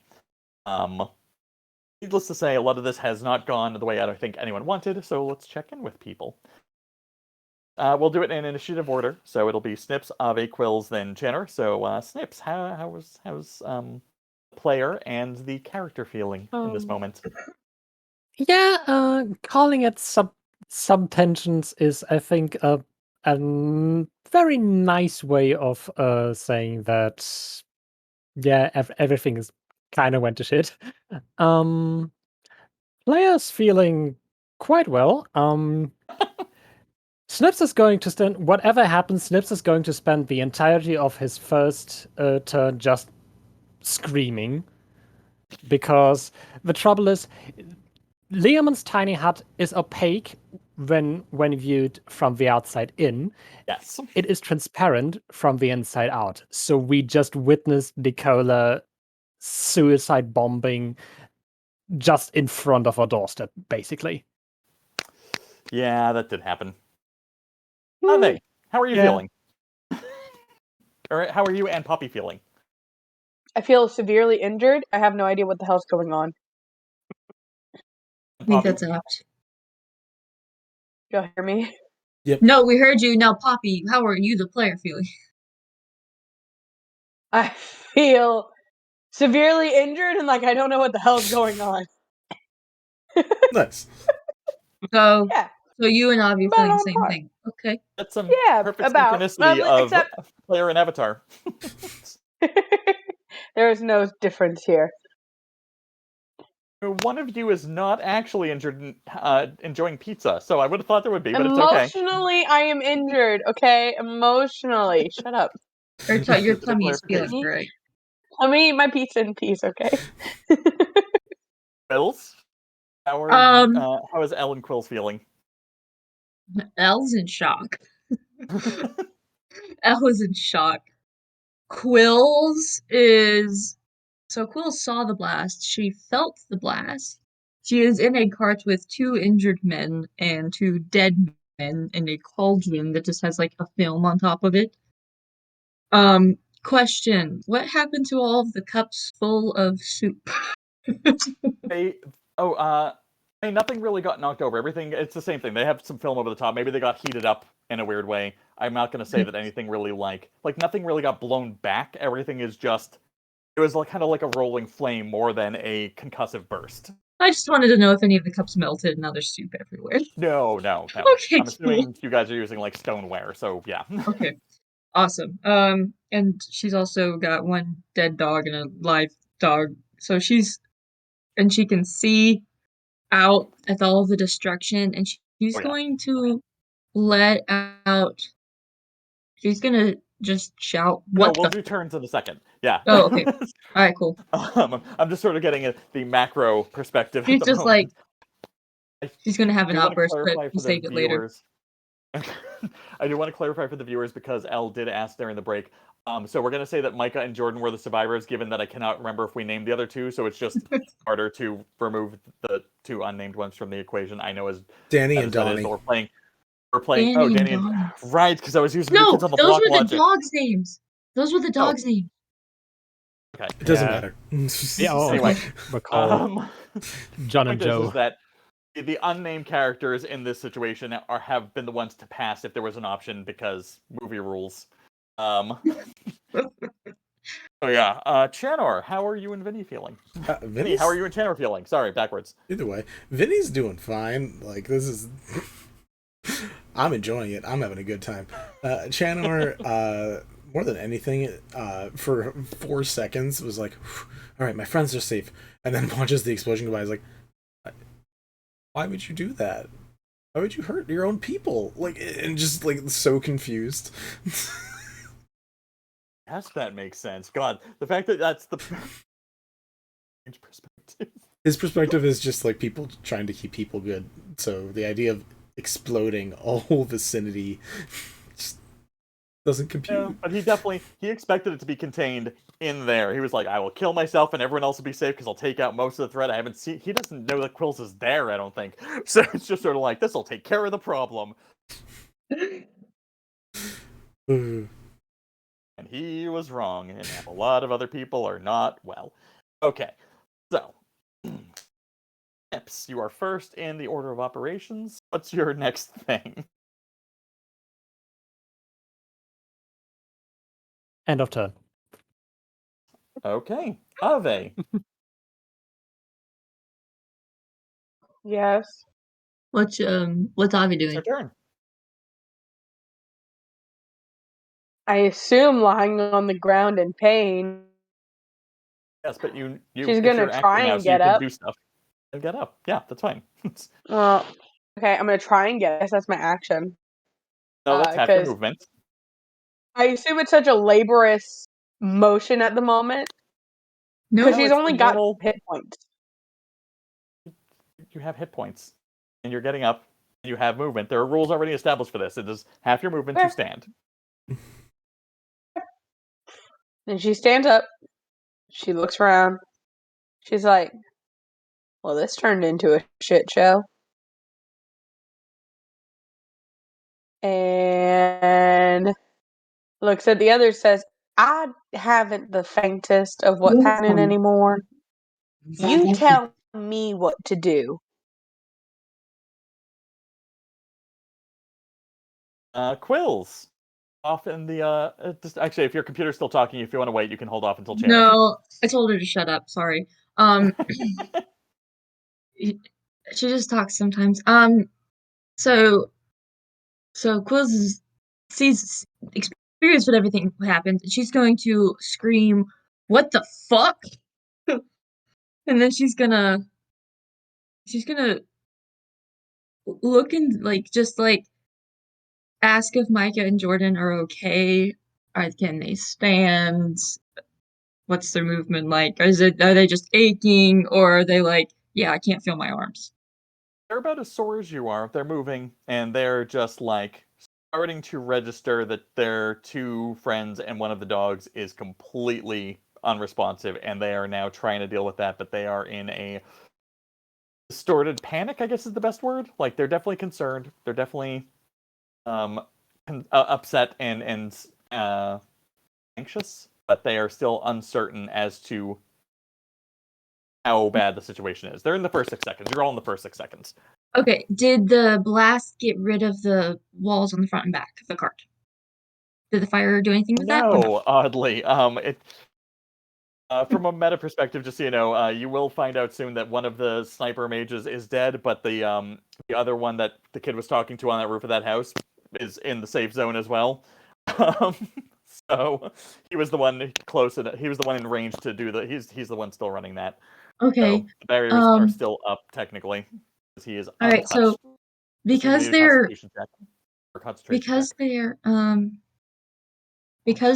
they're starting to panic, and I'm assuming the dog is as well, Quills is going to give them the task of removing the film from the cups and the cauldron, giving them menial tasks so that they don't shut down. Yeah. And she's going to, I'm assuming because this also functions as an ambulance, there are like blankets of some sort in this cart as well. Yeah, there's no reason there wouldn't be, and that's a pretty easy object. She's going to take the blankets and she's going to cover both of the dead men and the dead dog with the blanket. I'm gonna make that your entire round for sure. Because if you're doing 3 things, I'll allow all this because they're all simple actions, but we're gonna have it eat up most of your actions. No, that's fine. Just out of curiosity, my scream of "what the fuck," how far did that carry? I'm gonna say about 40 feet to the right and about 20 feet to the left, based on the heat wave eating up some of the sound wave, because that is how that works. But the other side that was untouched is probably gonna hear louder than the other side. So there is a possibility that somebody's gonna be like, okay, someone else also doesn't know what's going on. Okay. Oh yeah. Okay, that's cool. That's the end of my turn then. Cool. Chanor. Are things staying set on fire? You said it was a rolling wave of heat, but like after the rolling wave, is the fire staying, or does it just completely dissipate right now? So the heat wave did the damage. There are a couple of houses where the wood heated up enough to catch on fire because the heat was that hot. Though that fire continues to burn because it has fuel. But like, if something didn't catch on fire, it is not going to become on fire in a minute. It is just a passing moment. But like, yeah, stuff that is wood or paper or non-green plants are going to start to go up. Gotcha. And that will persist until something interrupts it. You can let me know if I can do this. Because I don't know the rules between Tiny Hut and the Decanter of Endless Water. When Ave asks what she can do, I'm like, I see if people need help. Oh no, you just got hurt. You stay and relax for the moment. I'm gonna try to get these fires out. I'm gonna open up the decanter, and I can use a bonus action to say geyser. So I'm gonna hold the nozzle like right up, slightly past the dome, and say geyser, and try to like fire hose things that I see that are burning. How does geyser work? What's the range on that? Produces 30 gallons of water that gushes forth in a geyser 30 feet long and 1 foot wide. It's normally used for hitting people, but I'm assuming if it's like a geyser type thing, if I'm holding it upwards, it works more like a geyser, like a literal geyser. But okay. You will not be able to address much in terms of... You can be able to get the burning building to the right. That's no problem. The one that's to the north is going to be out of range. Okay. I will say you can like kind of go around and catch things that are blatantly on fire and kind of like deal with some of those within that range for sure. From what the others of you notice who happen to be looking in any other direction, specifically towards the places that aren't on fire where there are people who were unaffected, they are looking very confused at, like, from their perspective, on the other side where it was protected by tiny huts, so they just see Opehc, a big wave of fire coming off the Opehc in all these weird directions, and now just water shooting out from the Opehc, but as far as they can see, they just saw both heat and then water come from the same object. So they are baffled. So if you look that way, you just see confusion and puzzlement. I don't have an actual set action that I want to do, and Geyser is a bonus action, but it's not. There's no charges for it, so I can keep using it. So I would like to use my action and my bonus action to just do that twice if possible, and just put out everything I can that's nearby. And I'll start calling. With your movement and that, you can just kind of like do a couple passes back and forth. No big problem. Anything within 30 feet of tiny hut that might have been on fire is now going to... It's going to be smoldering at this point. Like, I'm not going to say you're completely out, but like, it's all wet. It's probably not going to recatch, but it's like damped. Cool. And I'm just going to say, if anyone has injured, bring them towards the dome so I can try to get them up, get them better. I don't know if I can talk over any of the other noises going on, but that's going to be... You can do that, and even the people who hear that are like, maybe some of the like younger people start moving towards it, and the adults are absolutely like, fuck no, stay away from that thing. There's a sense of untrust from the Opehc tiny hut at the moment. Sir. Yeah, that's it. Okay.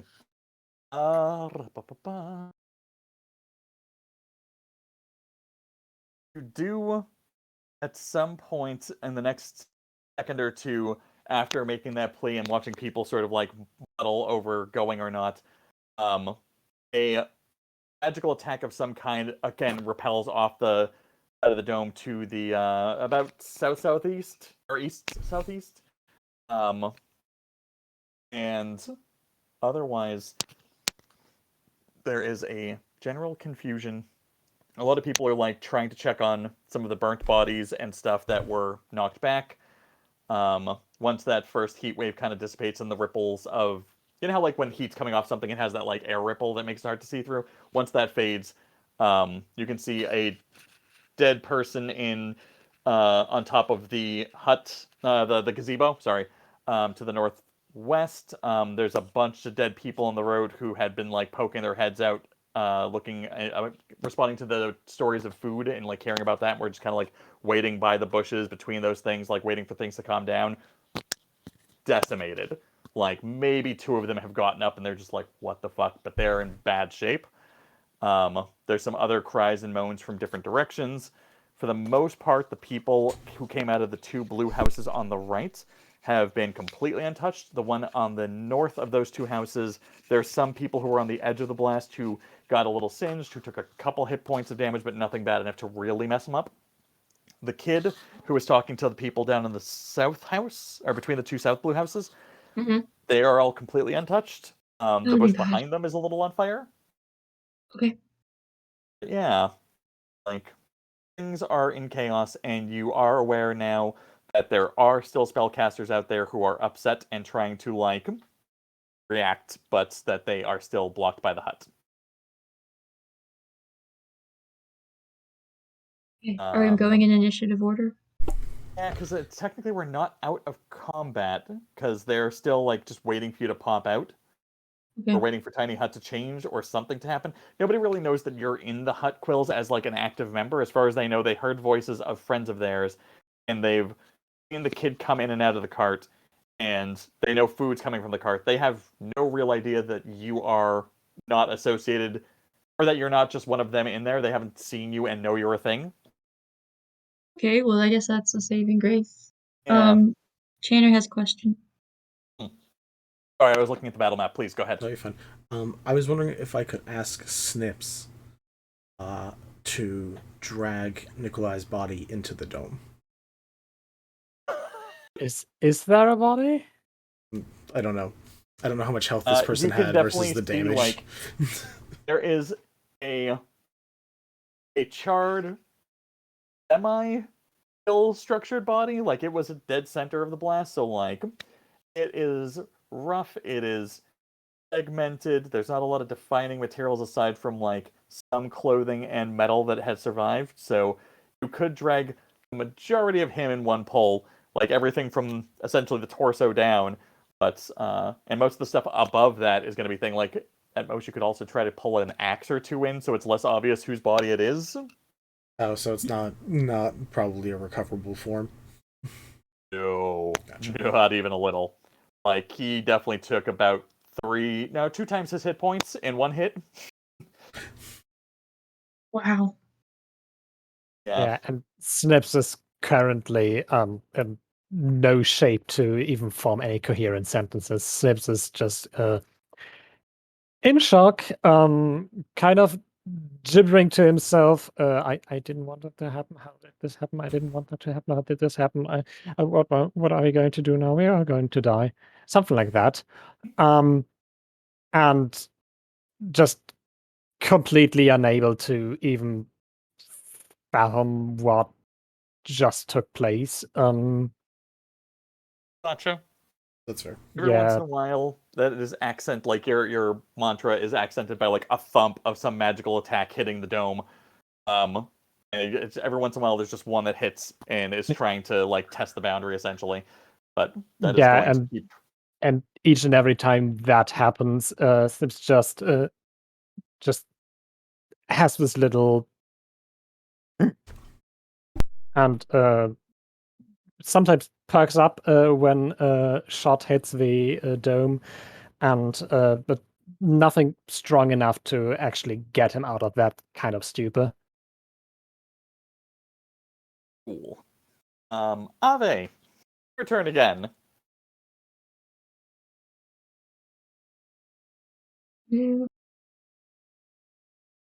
Hold on, I'm chewing. Alright, you finish chewing. Quillz, you're up. We'll come back to Ave after. Okay, so this thing operates as an ambulance as well. He's going to shout to Toby the kid and say, hey, if there are any injured people, you can send them to the cart. I have the barest of medical supplies, I believe, somewhere in this cart. And I'm just going to start looking for them. Does that make sense?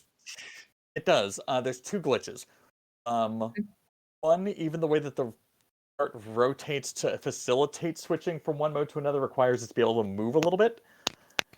Like it has to like switch places one way or the other, and that's a little limited in the moment. More specifically, though, we do still have a town full of people who are scared of like being in the open at the moment. So like the kid might. You can roll a persuasion check. That's basically the best thing you have at your moment. Otherwise, you're basically like reaching up on. You're like getting help reaching up on top of stuff to like access the other section to like pull down supplies. Okay. Then instead of asking Toby to come to get people to come here, she's going to see if Toby can distribute supplies. Cool. After I roll get a them persuasion down. check, but you have a little bit lower of a threshold to meet now. Okay, where are we? Actually, you have 2 lower thresholds to hit. You said persuasion? I rolled a 6.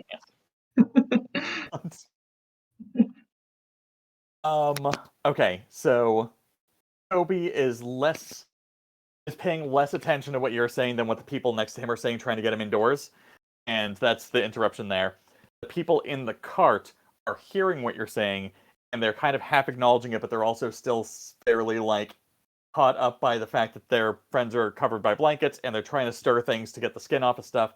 But they're like, maybe I could help, but it's just a delayed reaction. So the 6 is less of a failure and more of it's going to take another couple seconds before anyone really picks up what's going on. Okay, then she's just gonna, I guess, like, in the meantime, like, she's mid-climb, I guess. Yeah. Yeah, there's like, I'm assuming you guys have a way to like get up and down to like access this stuff. Like a And she's, library ladder type logic. yeah. I mean, it would have been, like, if it wasn't, they weren't so in shock, she probably would have been like, can you hand me that? But she's Yeah, like, she's like, they're in the middle of something, they're in shock, she's like, I'm gonna do this, whilst also shouting out orders. She's trying to be the voice of reason in this chaos.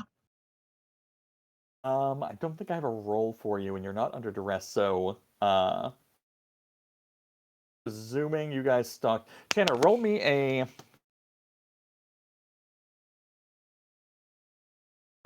both a wisdom and intelligence check.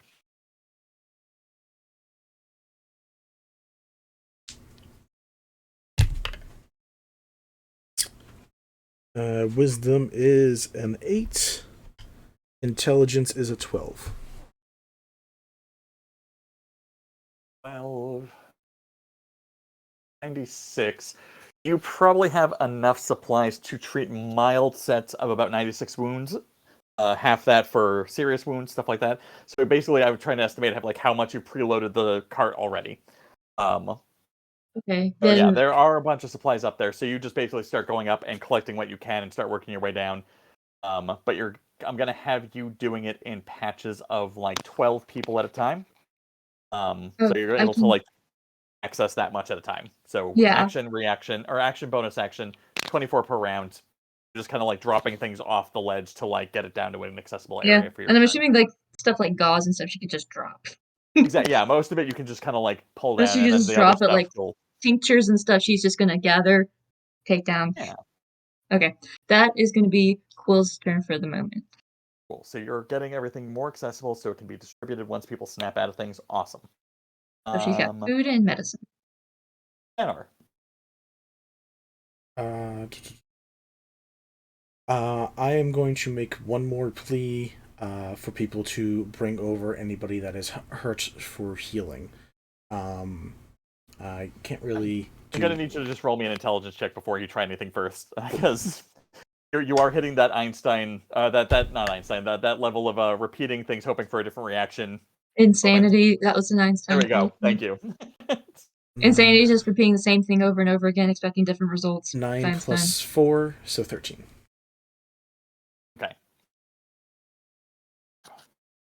I don't think that's high enough for you to move past the shock. No, we're going to assume that you're being basically preempted by the fact that you do want to also keep you and the 2 people in there with you safe, so you're trying to convince people it is not going to work. Yeah, no, I have a feeling, but that's like a thing he was going to at least try one more time, because like right now his friends just got attacked, almost completely decimated, so he's trying to do both sides at the same time. Yeah. Nope, I'm not even going to have you roll for it, because it's just an impossibility at the moment, but I appreciate the commitment to conflict of interests. Spellcasters have stopped sending volleys, at least. And what is the passive perception? Does anyone have passive perception above 16? Nope. I do. No. Okay. My passive perception is 12. Nope. No, mine's 13. Okay. And never mind.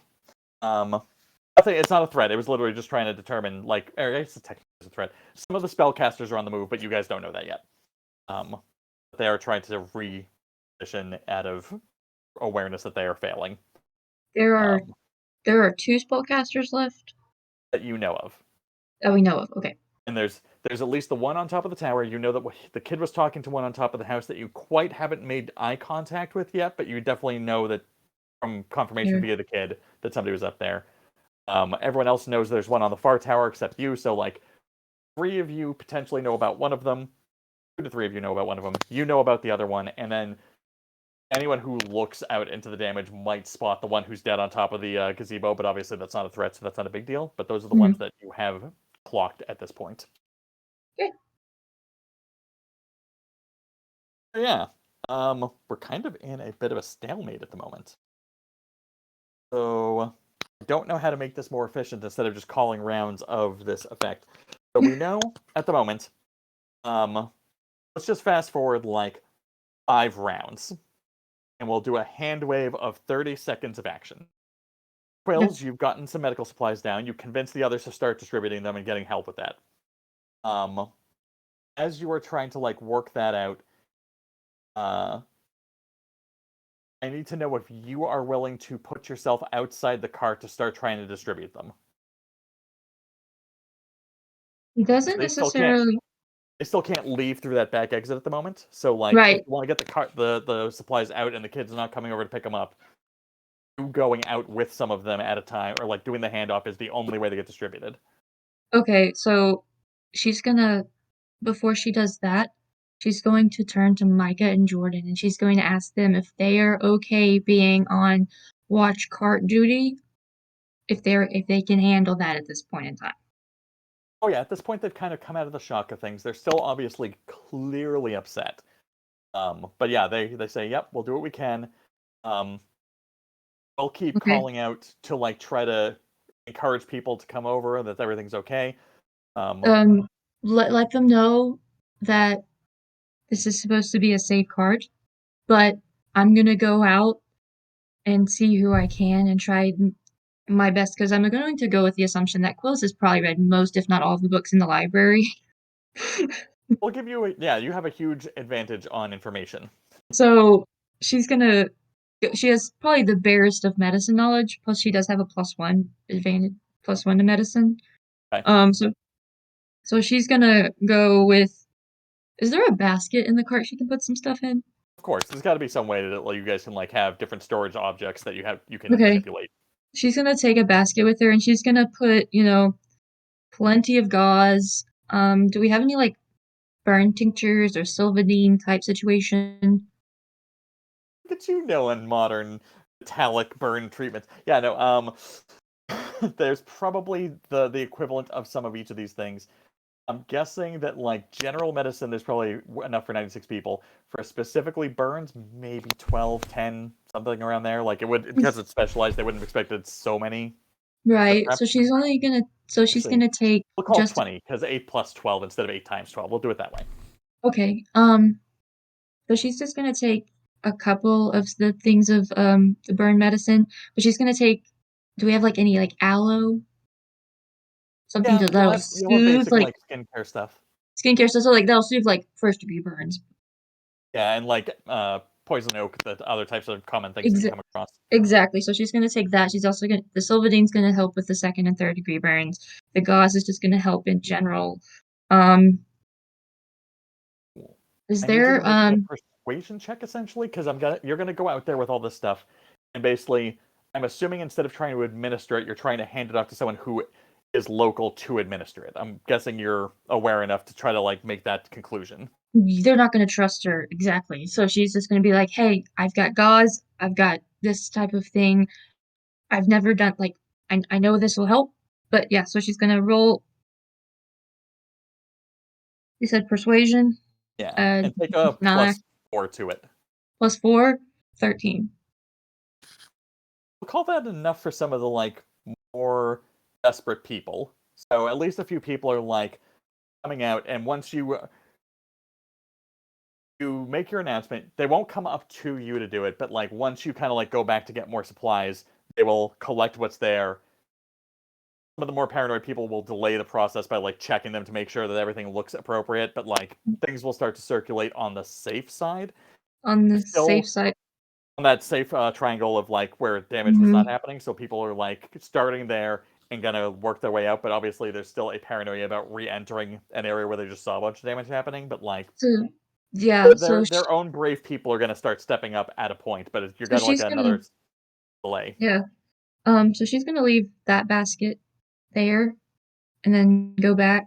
And do I have enough action to like come back with maybe some food, or should that just be it for me?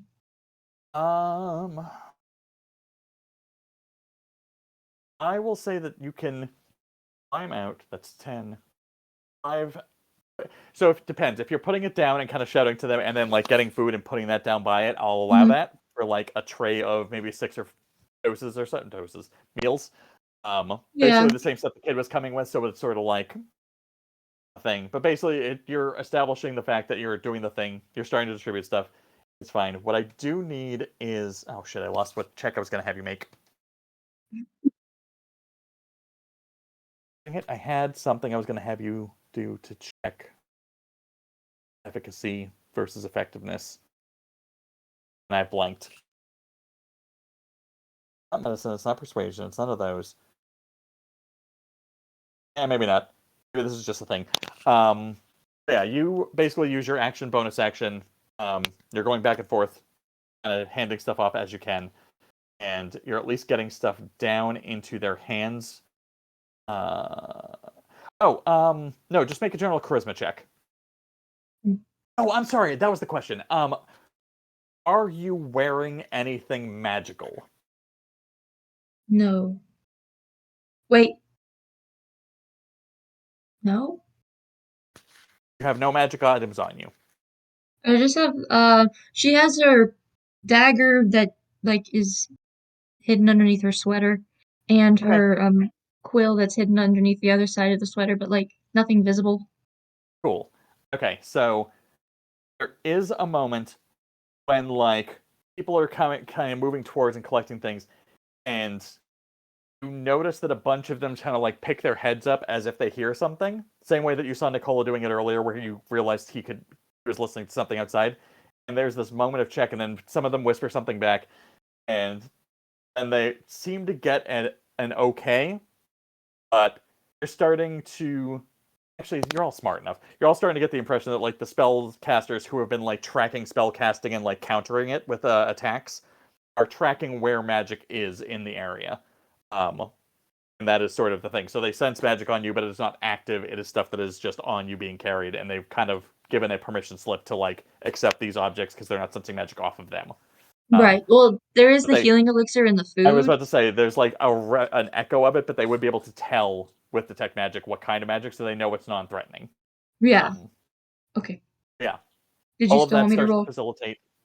No. That was because I forgot what it was, and I thought it was going to be a social check, but I forgot it was an information check, essentially. Okay. Cool. All right, so I'm gonna check in with Snipps and Ave next, and then Chanor, because I need Chanor. You still have the need to manage whether or not that dome stays up, which is sort of your final call. Snipps is still traumatized, and Ave is still damaged. So Snipps first. Do you have any change of state? In that 30-second time period? Sorry, all this is over 30 seconds. That's why I'm allowing a lot of extra activity. This trouble is, I don't think Snipps would have any change unless someone or something is actively kind of snapping out of it. Okay. Because so basically he just saw someone not only die but suicide in front of his eyes due to not just, but in large parts due to the actions he took. So currently trying to process that and failing miserably. Cool. You want to roll a wisdom check for it to see how well he's processing it, or just want to, like, role play it steering into, like, does he have a character background trauma that's going to inhibit this? Now he has. No, I would like to roll a wisdom check on that. Do you want to give me a DC, or should I do that myself? No, tell me what the number is, and I will equate a processing level, essentially. So we're Okay. basically trying to see how well he understands that, like, the moment still needs to be engaged with or not, based Okay, on wisdom disassociation. Wisdom save is a 14. Okay.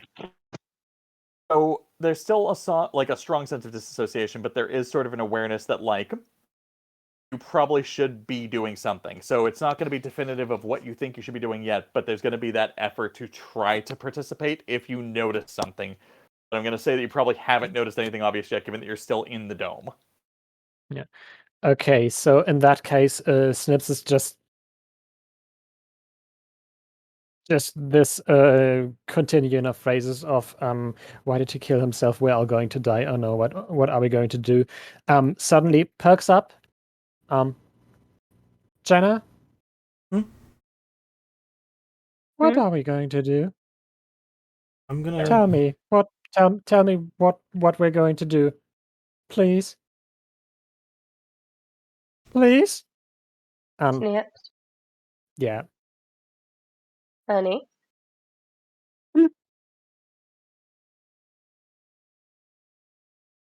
You need killed himself. to calm down. I'm trying.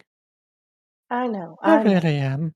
And Snipps is smaller than I. Yeah. He's crouched. No. And you're doing a swell job. But right now, we got a job to do. Alright?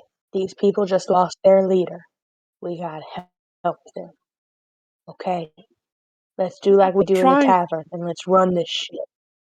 We were trying to help them, and he blew himself off, so what are we to do about that? We can't just stitch him back together, can we? I know. We don't need to. But right, that is a step for a future us. Handling that part. Okay. What we need to do is we need to handle what we can see in front of us, which is fires right there. You think you can help me with that? You think you can help Chanor with that? I will try. Hey, Yes. you're the best cook ever. We know fire. We can handle fire. Okay.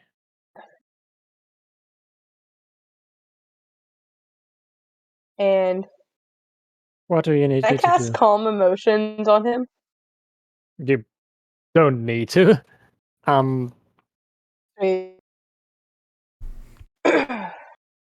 So Snips is just taking a deep breath and just and his eyes slightly glaze over, and it's basically the okay, what do you need me to do? I will have a mental breakdown later, but in this day and time, what do you need me to do? Just tell me. Give me something to occupy myself.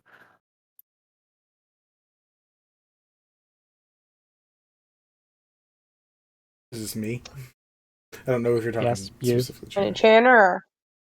Honestly, I mean, he was talking at Chanor, basically asking him, "What are we going to do? Just tell me something." But if Avi has anything, he's probably just going to grasp at any straws. Well, I'm looking to Chanor too. As you two are talking, Chanor's taking a moment to try to assess the things going on outside the best he can. But at the moment, he's just wrapping up like one of the towels that he probably has like a medikit that he just has on him. So he just like tightly packs a towel and just casts frostbite into the center of it to make it a little bit of a cool compress, and then like puts it in Snipps' hand. Puts Snipps' hand against the back of his neck. Snipps, like, Ave's really hurt, and then I look to Ave. Ave can't do this, or else I would have her do it. I need you to go and calmly try to help whatever it is Quillz is doing. Because me and you are the only ones who can really be out there right now. And I don't know if I should leave this dome up. I also don't know the right answer to everything, and I really don't know it right now either. But someone needs to help Quillz and make sure Quillz is okay. We can get Ave back, either stay in here or Ave back into the cart. Maybe we can make more food, and Ave can be like where she's strongest and literally making the food, talking to the people, directing things out. I want to go help people, but I don't want you guys to be hurt.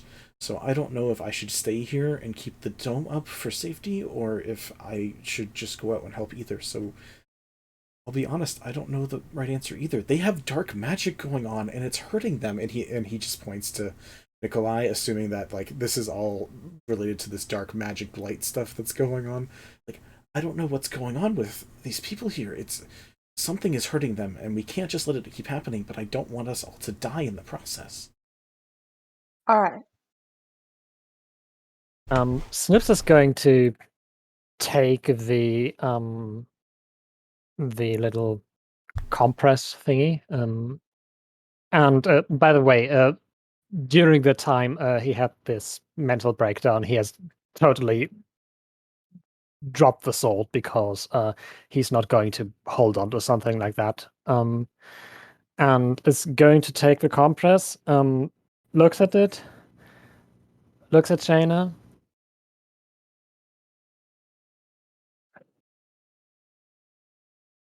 Okay. I got this. And is going to no, still the wrong tool, one moment. And is going to step up here, just inside of a bubble. And is going to look left and right if he can see anything or anyone moving outside of a bubble in roughly this area. Just a lot of corpses. Great. Just a lot of what? Coordinates. Corpses. Oh, corpses. Okay. Corpses. Dead bodies. Yeah, that's trouble for the minute after this, and is then going to try and dart out of the sphere, and is kind of trying to use the burnt buildings as sort of a little cover thing, and then is going to run. Is going to run about here-ish to the side of the wagon, and is trying to see if he can spot Quillz in there. Quillz would have gotten out and is on the other side technically at the moment, so there is that. Yeah. Yeah, he doesn't know that. That's So fair. he's just going to wait there, and You may see her dart in or out of the window. That's yeah, just tentatively Quillz? You're there? Hello? We're gonna hold that as your 30 seconds. Is there anything for the last 6 to 12 seconds that Chanor and Ave want to do on final decisions before the rest of the world starts moving on? Can I give Chanor a pep talk? Go ahead. Cool. So Snip leaves, and Ave looks at Chanor and says, "All right, here's what we are gonna do." And I don't want to hear it sitting down and resting on my ass, because that's not happening. All right. You brought me back. You're my friend, and you're our time, and I'm gonna help you whether you like it or not. So suck it up, Buttercup. Now here's what's gonna happen. I got a spell. It's called Control Flame. Okay? What I'm gonna do is I am going to keep the fire from spreading. You put it out. Drop the dome when we have it mostly under control. Because at this point, the dome ain't doing us no good except keeping us in here like rats in a hole. Alright? Look at me. You got this. We're gonna be fine. And we're gonna help these people. But we can't help these people if we stay in the dome surrounded by fire. Okay? I'll be fine. You'll be fine. Snipps is gonna be fine. Quillz is gonna be fine. Let's take care of the damage and heal up this town like we ought to. Okay?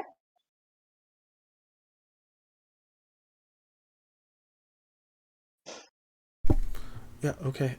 Where do you want to go first then? Okay. Let's start at the doorway and work our way out. Chanor is going to have the decanter in one hand, ready to go to spray on anything else that's on fire, and then with the free hand, if he sees anybody moving that's on the ground, he's going to try to check people as he goes, and if there's any sign of life in anybody, he's going to pump a Spare the Dying into them. I'm assuming so at this right now point it's probably plan- super late, but So at the moment, the plan is you're reaching out of the dome, but the dome is staying up. But you're reaching out of the dome with Geyser, and Ave is either reaching or stepping outside of the dome so they can use magic through the dome or past the dome. Yes. It sounded like Ave was convincing Chanor to drop the dome and start walking around and doing things. So yeah, so drop the dome. Let's get rid of the fires and as many people as we can.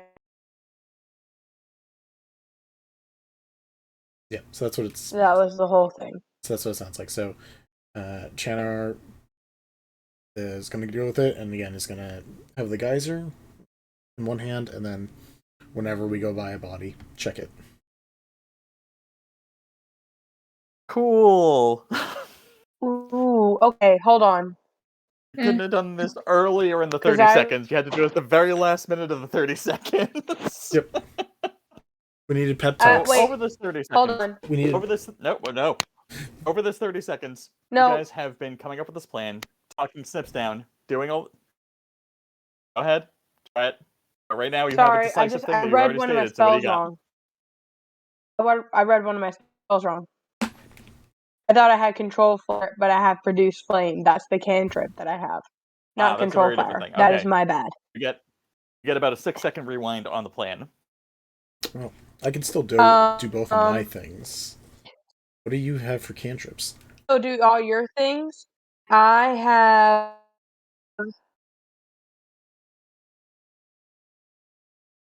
Well... Actually, I can hand you my decanter. No. I can... Yeah, you give me the decanter, and you heal people while I put out fire. Okay. Okay, sounds good.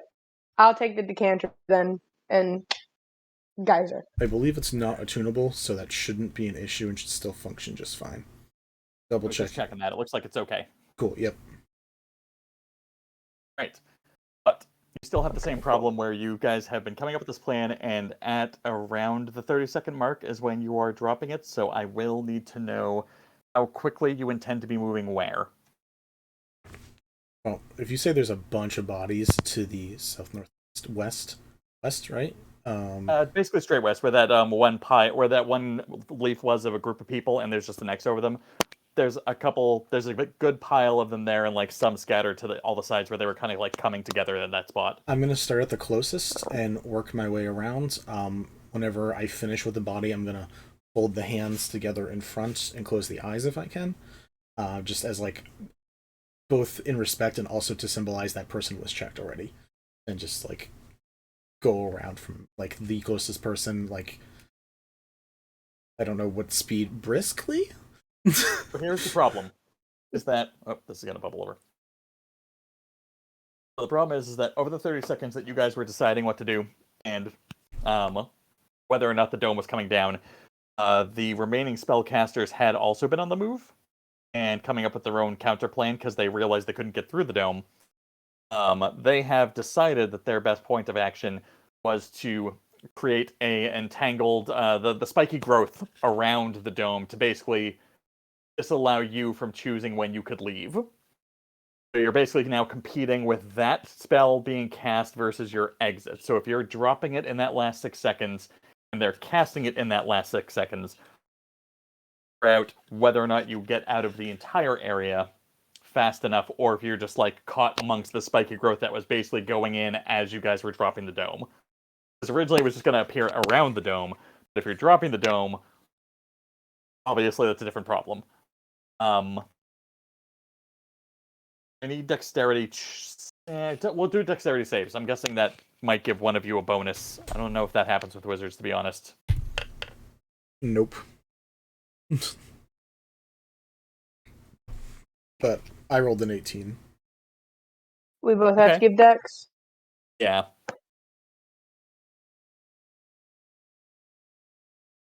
Give dex. Okay, hold on.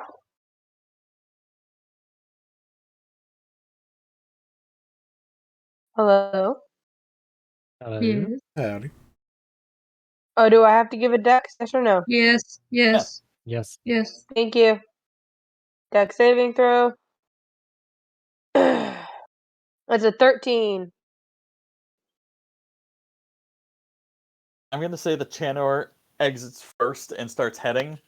And barely gets to the outskirts before maybe getting clipped with a 1d4 damage, so we'll call it...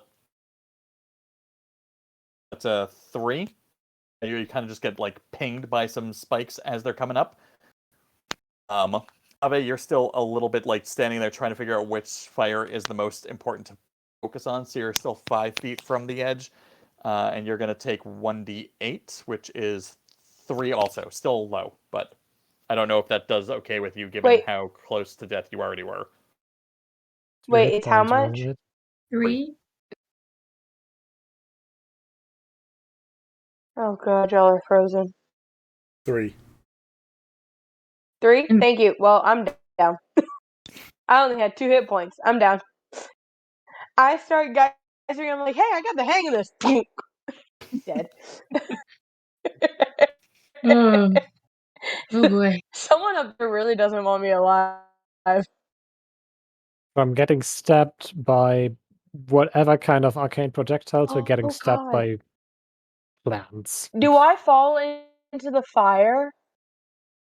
It's not fire. No, it is literally just the spiky growth. Like, as you're walking out, it just, like, springs up underneath you, and you're entangled in it, and now stabbed and unconscious.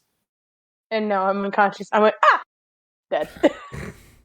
Not dead, but like out for the count. Yeah, and it basically, like give a little boxes scream, Chanor like, out. and then... I can I get you. go back around. Just means I have to go up top.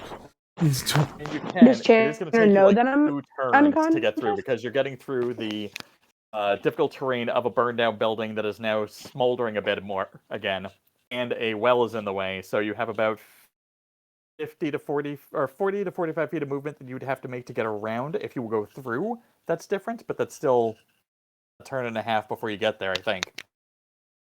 You could sprint, obviously, but then you can't do much when you're in there. But that'll be next turn. But yeah. They thought they were trying to keep you guys in. They were a little late. Chanor got out.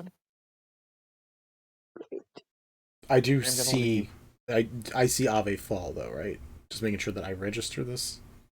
I mean, the spiky growth is going to obscure your line of sight, too. But you step out, and the second you're, like, moving through, it's catching your ankle. You notice that there are spikes coming up in that whole field. Gotcha. Assuming you call out and don't get a response. Yeah. I'm guessing you wouldn't just be quiet about it. So, yeah. I double check. Or at least have an implication. Gotcha.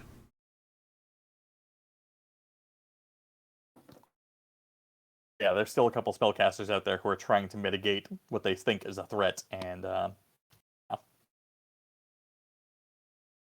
So, what are you up to?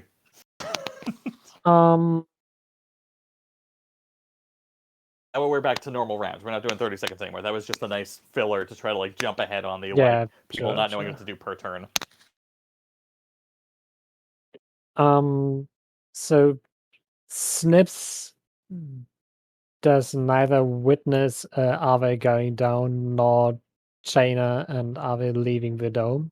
I mean, you can, from where you are, you can see Chanor on the outside, and if the spiky growth came up, you probably saw that in the peripheral vision. I should note that it might not be obvious yet, but the walls of force dropped when the spiky growth went up because it was the same caster. Oh, good. So that is now at least an option of freer movement, and like it That breathes. simplifies Like a lot. airflow immediately lets you know that like air is moving through the center, and like the dog is like, "Hey, what's up?" The door can swing open. I don't have to climb through a window anymore. So that is a plus. But yeah, so you notice the spiky growth. You notice Chanor off to the side, and you don't see Ave anywhere. But the last time you saw Ave was in the middle of where that growth would be. Okay. Also, the funny I- thing is, Snipps left the wagon before the wall of force ever was put up. Mm-hmm. So he probably doesn't know that there ever was one in the back of a wagon. Oh, that's fair. So he's just going to sort of go around and climb up in the wagon and see if Quillz is anywhere to be seen. You see a dead dog, 2 dead humans, or people. I don't remember. Well, they're covered by blankets. So but yeah, you see covered bodies and a few injured folk. No Quills to be found. Oh my god! So it wasn't just in our vicinity. Does any of you need help? Can I help any of you? Have you seen Quills? These guys don't know that He's Nicola had a behind thing. the thing. Are they going to assume that you, a Ooh. lizard creature, did the dragon fire breathing thing? I don't think they're going to be aware enough to do that. No, they're not going to freak out at you. They're just going to be like, Quills is trying to get supplies to people. We're just trying to keep... We're stirring things and filling bowls. Now, that's what we're doing. Okay. Can I help with that? Sure. Okay. Like how they're all equal levels of shock, so they're just like menial job, menial job, menial job.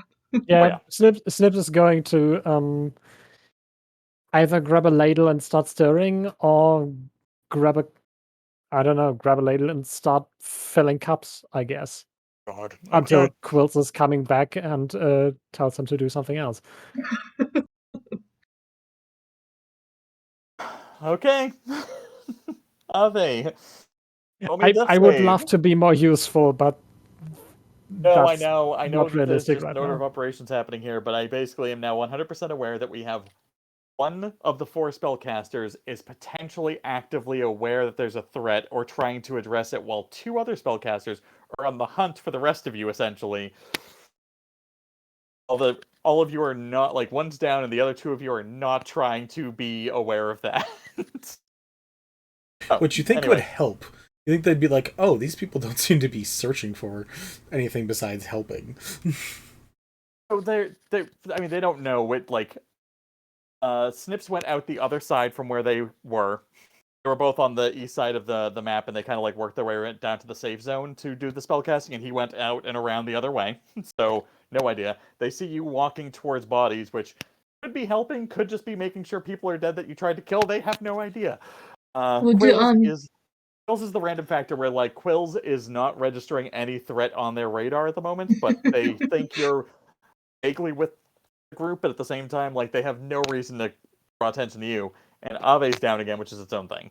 Or they were trying to contain the dome, and you were the 3 people who came out of the dome, so you're the ones they were technically concerned with. Yeah. I want to sly, y'all. Well, 1 or 2 of them might be like, that's a librarian. I recognize her from the library. Like, they go to the town. They know this. Oh, wait, it's Poppy's turn. Never mind. I'll wait. Yeah, Ave, I need I a death ain't save doing from you at shit. minimum. Oh, yeah. So it is my turn. I need a death save. Oh, yeah, death save, homegirl. Oh, that's right. I do need a death save. Hold on. Let me roll that. Make that a death Stop save. asking for that. Roll. Nobody caught that. I heard it, but we're in a somber moment. I didn't want to go into the other. 9. 9? It's a 9. We're now officially on a God. clock. Cool. Quillz, you are up. Okay, so Quillz does not know that Snipps is in the cart. Can she see from where she's at when she lays down the supplies? Can she see the spellcasters? Ooh, roll me a perception check, because you are in the correct position to see them moving around. They did drop down off the roofs, and they kind of like had to get to different positions by moving through that open space. 19. Oh yeah. You see both of them, one is hiding behind a tree trunk, and the other one kind of like looked into a corner of the building, hoping to go unnoticed. Let me bring them back onto visible on the map. So you have picked them both out, presuming that you were like walking back and forth between this area here. So you would have seen yellow moving into position around the back of the house, not so much where they ended up. Right now, you don't know exactly where they are, but the one behind the tree, you can kind of, he dropped off the roof and walked across, and you kind of like, I can still kind of see them. While she's carrying her most recent supplies of basket of goodies and tray of food, she's going to walk up to the tree trunk spellcaster, and she's going to ask him if he can help her pass things out. Oh, this is going to be good. Okay, cool. Roll me a persuasion check. Are you trying? You're not trying to sneak up on them, I'm assuming. No, she's not trying to sneak up on him at all. She's not. Okay. 18. So there was no chance that you were going to convince them to help you do that at the moment, given their focus. But they turned to you and they're like, "What are you doing? Get back! There's dangerous people here. Just get those supplies inside." That's great, but nobody. You're over here, and this guy like comes out from behind the tree trunk and was like trying to protect and usher you towards the doorway. He is not quite listening to what you're selling, but he is not viewing you as a threat still. He thinks you're part of the solution, at least. Which building? He's trying to push you towards the kid and the people down there on the lower building, the one that is not on fire. Okay, so you want me That's the only to building left that's not on fire, actually. Shit. Okay, just an FYI, sir, the bowls of soup that I have passing out have a little bit of healing elixir in them. I don't know if you can like project that or something. I'm just trying to pass out supplies. That's fantastic. So Okay. to the building, it won't help a whole lot, but it can at least help with the malnourishment and lightest of burns. He's like doing that thing that like people do on either if they're sexist or in a panic, but he's just kind of like nodding and trying to cut you off and be like, no, I get it. Just bring that inside. I'll make sure everyone knows. But he is in a rush. He's still under like battle duress. Like he is aware and trying to be fast. He's trying to like move you along. He's like, okay, thank you. You're doing great work. We really appreciate it. And then you see him like hold his hand to his head for a second as he like mutters to himself. And then like there is a slow stream of people who start like working their way out from behind things as they start making their way to the one building that's left standing, or that's left not at any real risk at the moment. Obviously, some of the bigger ones are only singed or like mildly on fire, but they're not really burning down yet.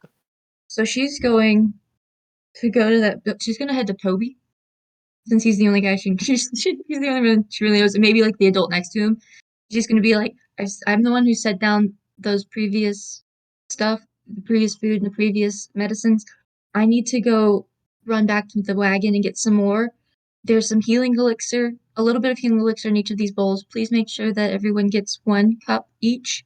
And the heaviest of burns get the Sylvadine, whereas everybody else can get the aloe, and there's some gauze, and I'll be back.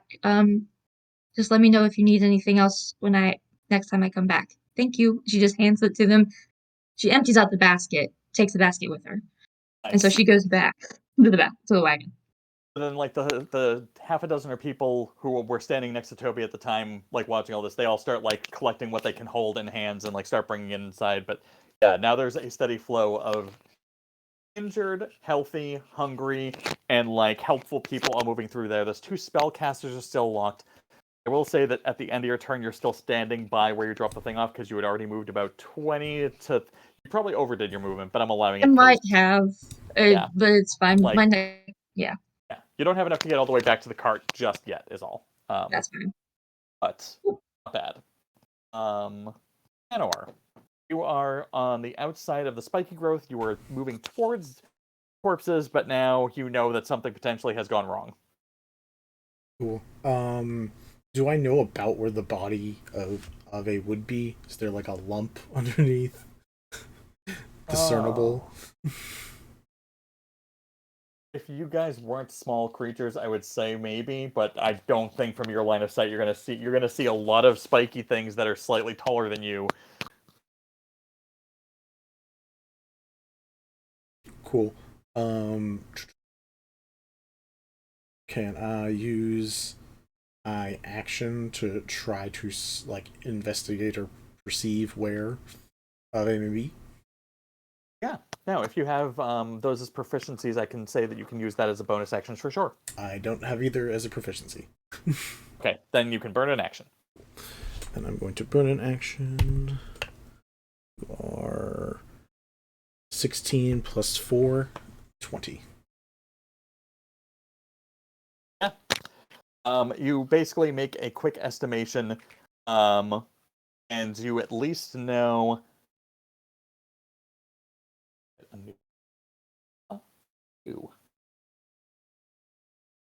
that apparently will not let me do it directly on a person. Hold on, I need to move the person, and then I can do the thing. So that's where you are. That's where the circle's going to go. Oh my god, why aren't you doing the thing I want? A 5-foot margin of error in each direction, but you basically know approximately where at. Enough that if you needed to do a general spell targeting, it's probably doable without line of sight, but I'd make you do a really light Arcana check. You would just have to not roll like under 5. Cool. I'm going to burn another hit die, and my last mana point. Oof. To cast Healing Spirit above where I think Ave is. Oh, yeah. Because that can move around. Like, yeah, you can totally drop that in and just be like, run laps in this area. Yeah, so I'm going to let it sit there and be like, that'll help Ave. That's my action and my bonus action. I mean, I'm going to be trying to look at the bodies. I don't know if I can just like take a cursory glance to see if anybody is alive, but medicine check is a free action, given that it's your professional and proficiency specialties. Thank you. Oh yeah, no. The job thing always has its own weight to things, I promise. Cool. So I'm just gonna like start looking to see, like, even if not who's alive, who has the highest likelihood, so I know who to target or try to go to. Okay. If there's like 5 people in front of me, I'm like, you're the best chance, let's check you first. Yeah, solo triage. Basically either trying to beat a 10 or a 15 or a 20 depending on success level. For medicine? Yes. That's a 9 plus 5, 14. 14.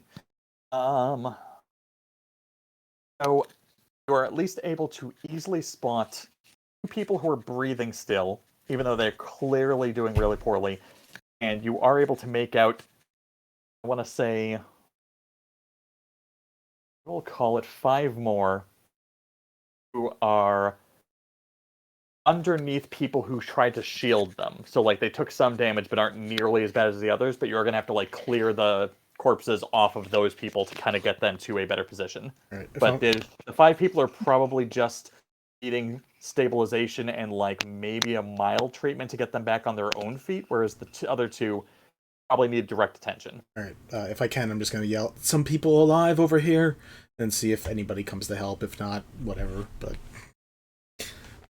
Oh no, you will get, there's a timid younger person who kind of comes around the corner after hearing that shout, looking out at the bodies, and looks back at you, and there's like a confusion, but not a concern. But they're like, can you help me point out which ones? And they start moving towards... and, like, you basically get the impression that they think that you're calling out for help or because you can't move the bodies yourself. So they're just like, oh, I see. I'll go. Yeah, I can move stuff. Or, like, help with that. So, yeah, this person is going to come out and basically try to help facilitate. Cool. That's my turn. All right. We still have 2 spellcasters who are like hulking around trying to target y'all. That's its own thing. One of them isn't going to actually shoot. I need to roll. Alright, so the one who was just talking to Quillz also hears you call out and does come out from around and does recognize you. So that's a different. Your turn's not quite over yet. We're gonna need a moment on this because they are like fucking. They see the other person trying to help and they're like hands up, and you can see that they're trying to figure out what to do, but you also can tell that they're not comfortable enough with whatever they've been doing as spellcasting. They can execute it quickly. Fair enough. I will give you one chance with a persuasion check to like see if you can get them to not think of you as dangerous this second. Cool. I wish I had anything on. Do I have anything on me that actually shows that I'm a medic or a cleric or work for a clinic? Do I got papers? Do I got proof? But and you have a medic kit. Yeah, you have your medic kit on you. Ooh. Just very flashy. Pull out a bandage. I did roll a 19 on the die. I have no addition to it though. So. All right. Tell me what base attribute you want to try to apply to this moment, and I can help you build a narrative for it. I suggest one of the 3 mental ones. Yeah, I mean, I've got nothing in that real area. Like, again, right now, intelligence is my highest thing. So if I see that person come around the corner and someone's coming here to help, I'm going to, best I can do is like, can you, and give like quick, simple directions being like, you could save this person's life if you just blank. Like, put hands here, do this here, and then look to the other person and be like, you two, you have 2 free hands, that's 2 people you could be saving. Hit here, here, and here. And try to see if that does it. Perfect. If you had rolled high with charisma and didn't know what to do, I would have been like, you asked them if they're injured, which is going to diffuse things very quickly. Or with wisdom, it would have been like, hey, can you help me like clear these bodies? And that would have been good. But like intelligence, totally. That is a very practical approach. The person is skeptical of you, so you don't know this, but they were operating from behind a barrier, so they never got a clear look at you guys. They were one operating the walls of force and stuff, so they weren't really targeting that area. So they know you're a stranger, but you seem helpful. They are paranoid. They aren't going to go ahead of you. So like they kind of walk up towards helping, but they're like waiting for you to lead the way because they don't want to be behind. They don't want you behind them. So they are going to help. They're not going to attack you, but we're moving closer to something. I will note that Healing Spirit is not an invisible spell. Nope. In fact, it is a very visible spell. Now I need to determine, based on a perception check, if that person can tell that you're trying to heal the person that they just dropped, who they know from the beginning was the one up in the guy's face. Yep. This is the one who was in the bell tower sniping, so they are like more aggressive towards everyone than anyone else is.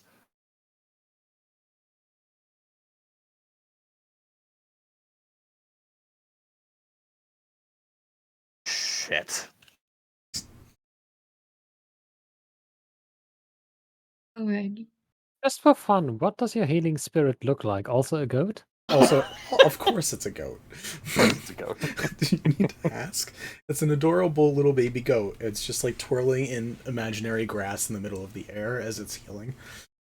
It's so cute. Oh, that is Also such so a unsettling. That is such a nice thing to say before what's about to happen. Oh no.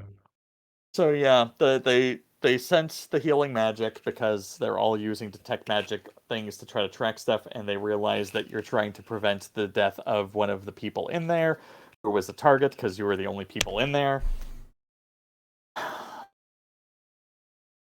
And the obvious thing to do is to light the whole brush on fire.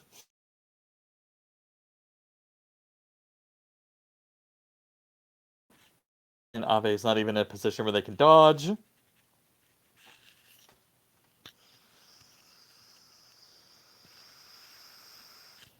Ave, I need a Constitution saving throw. Me. Yes, you. Okay, cool. I didn't hear this, so I just heard Constitution saving throw, and I thought, oh, gotta Yeah, be me. that's you. This is my I luck. didn't even hear any of the All right, preamble. come on. That's a 15. Well, that's even. That does. Alright, then I need a death saving throw. You still have one opening left, technically. Okay.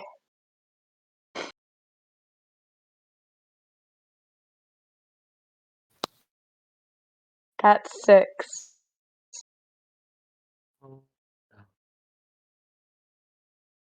Alright, you're not completely out yet. We're going to have a 50-50 odds at the end of this, but I need to do one last round. Okay. So, Snipps. Mhm. You're in the cart. You're trying to help. Is there I'm in anything the special you're cart. doing aside from like making sure that there's a lot of bowls full and a lot of access to them? I'm also going because Snipps is currently in let's call it operation mode. So I'm also going to kind of climb up into the upper level of a cart and also try to get some of the supplies we had there, and just basically the same thing Quillz has been doing with just throwing down some bandages and some tinctures and stuff. Gotcha. Yeah, no, that's easy. We'll say that like you like kick a bandage that you didn't realize was on the floor, and then it dawns on you, and you like go and start trying to replicate the behavior you don't know you're replicating. Yeah, basically that. Cool. And then that means that when Quillz comes back, that's less work for Quillz for delivery purposes. Perfect. Ave, we're going to leave you in limbo at the moment because you're in the middle of an on-fire brush with a healing spirit on top of you. So we'll hold off on that for a second. Quillz, and I saw Chanor's hand go up, but we'll, because I figured you were about to address what I was saying with Ave, that we'll give it a second. Quillz, you are, I'm assuming, just still trying to run Yep. supplies? She's gonna go back to the wagon. I don't know if I don't think she realizes that the back door you can go through. So she's gonna fair. climb in through the window, like Actually, she yeah, has so far been doing. Snipps is the only one who like has exited and entered without barricade. Everyone else is like, "Oh, there's a wall there."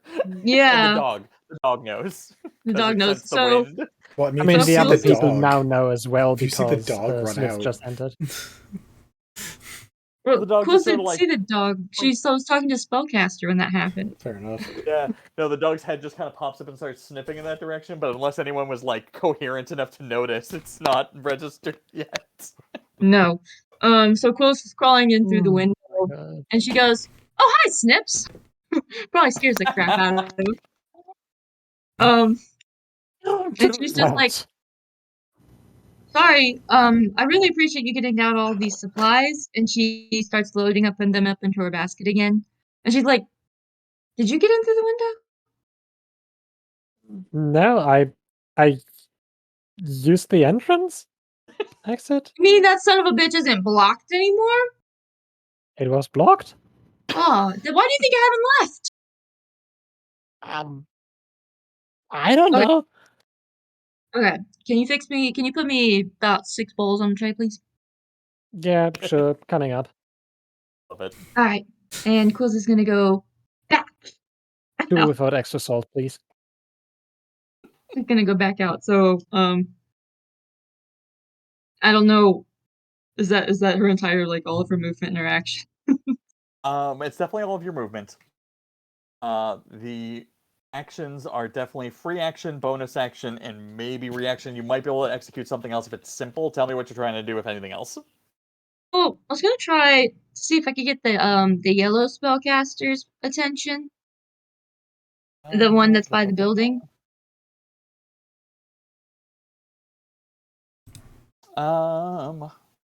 Once they went behind, you kind of lost track of them. I'm going to say that, like, if you're focused on getting food from point A to point B, that trying to go around the tree to spot them more accurately. Like, maybe you can see the back of them from that position, but, like, you're going to have to go out of your way to try to get their attention, which means you're going to have to not do one of the other things. Okay. Yeah, I'm just gonna...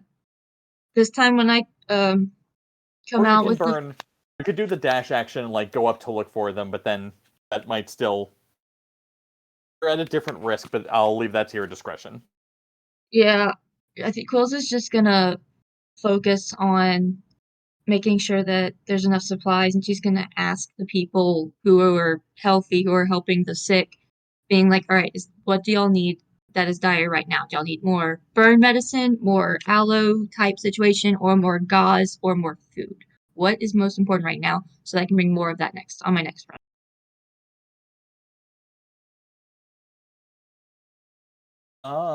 As more and more people show up, you're finding a lot of people who need food more than... Like, you've brought a bunch of medicine, and you were able to carry more of that per person than food per person, so food delivery is probably higher right now, and at this point, like, a couple of them will go with you, and Toby will also be like, I can help, and, like, now you're getting a little bit more cooperation and flow. Okay. And, alright, so that's... At the sacrifice of trying to get the yellow guy's attention. At that sacrifice. I mean, I don't know if any of the other spellcasters are like, hey, look, there's a bunch of people out and about following that tiny little person around. But, all of them have their attention towards center still, or like the one who's following Chanor specifically. But yeah, so they're not facing a solution. They're still facing stopping problem that they don't know where the problem went. Yeah. I think for some of the people, she's gonna ask if, like, they know that there's other crowds. Like, is this most of the people that have survived, or do you know if there's any other pocket of people that need food or medicine supplies? I don't think you actually met. Oh, in that alternate timeline where, like, that first food rush happened that we undid, I think there was the fact that you, like, heard Nicola's partner, essentially, who was, like, talking to you guys. I don't think that happened this time, so I think now you meet her for the first time, and she's like, we really don't know who's still out there at this point. We're hoping the people keep moving their way on this way, but still all the people come back with an all clear. We can't really risk going actively looking, because they're still throwing magic at each other. That's a whole other problem. Yeah, that's a big problem. But do what we gotta do. Okay, that's Quillz's. That's Quillz's turn. Chanor. Before we have Ave do the final check against my check. So, which might be the final check. I mean, it should have been... technically, beginning of turn should heal 1d6. So after... Well, that's the thing. So 1d6, but then fire breaks out, immediate death. Then, because it's an So, I'm sorry, the stab happens, takes him back down. You do the healing, magic comes back up. Fire erupts all through the thing, which is going to be directly working against, which is why I had them roll a 50-50 as opposed to a actual damage roll, because I'm essentially working one against the other and trying to balance this out. But they're now also still running with an exhaustion, and there's, even if they are getting, like, healed back up, like, they're taking other detriments. There's a lot of moving parts at the moment, and I am willing to address that, but if you have things you want to leverage, I am willing to try to help. I technically never like it when people die in my games, but it does. This would actually be only the second time it's ever happened. Well, first thing I'm going to do is bring that healing spirit. I'm going to have it can move 60 feet, so I'm going to have it gallop 25 feet towards me, circle around a little bit to also touch the other people around me, so that way anybody who is, like, down around, all of us can get some, and then put it right back on top of Ave as a bonus action. Can you move it more than 60 feet in that one action? For bonus action, you can move the spirit... 30 feet. My bad.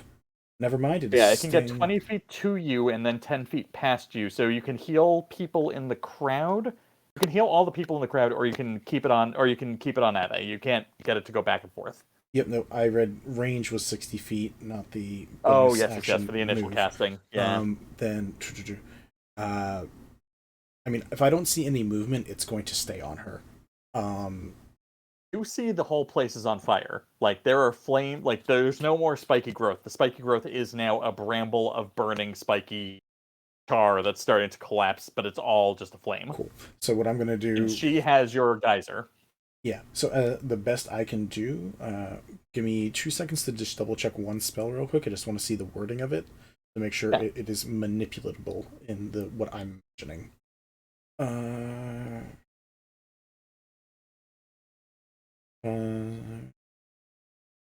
Alright. I don't think that would quite work. I'm going to use another hit die to cast Chromatic Orb with ice and fire it straight from me right over where I think Ave would be.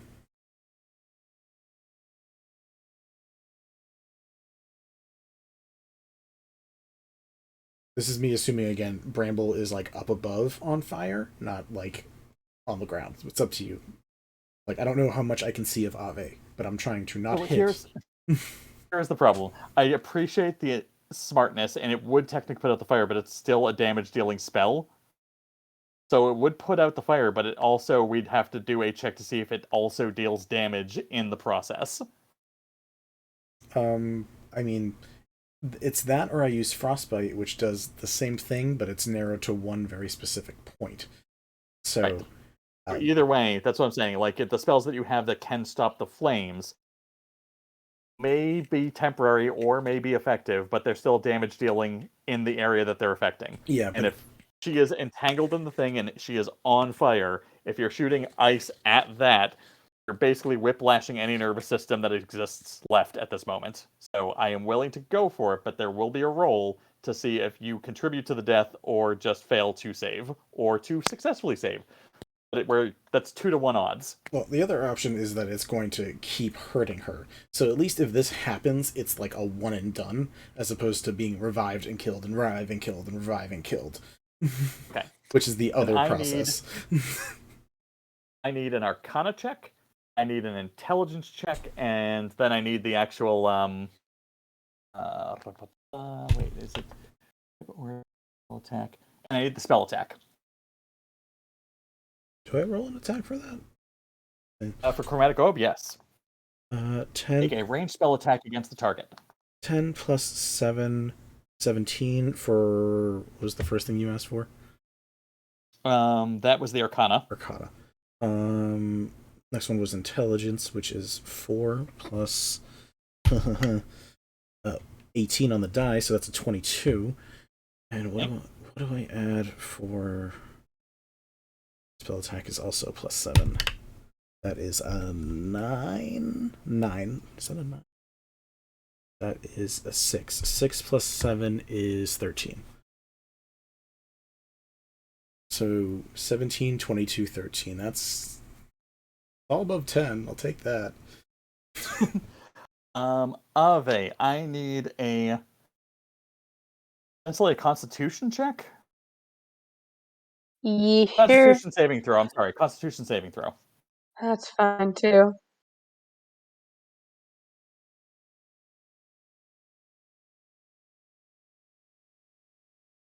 Oh. That's a nat 20. It got stuck for a hot minute. I thought it was going to be on the 2, and I was kind of interested, but no, it's a nat 20. I'm excited, but don't get me wrong. I was interested. I'm interested in seeing what death looks like in this game. Probably fiery. Oh, if it's fire death, that's actually unfortunately weirder than the other one. But I do still need a damage roll on the Chromatic Orb. I'm sorry. That's fine. What is add the spell up? I'm okay.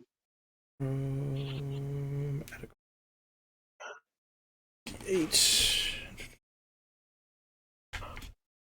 See. I'll roll you, big boy. That is a 6, 1, and a 1. 8. You only got an 8? I rolled a 6, a 1, and a 1. Which is not 6, 1, 1. Which is not great. Which I don't know if that's good or bad in this situation. So Oh yeah, that's the fun part of all this right now.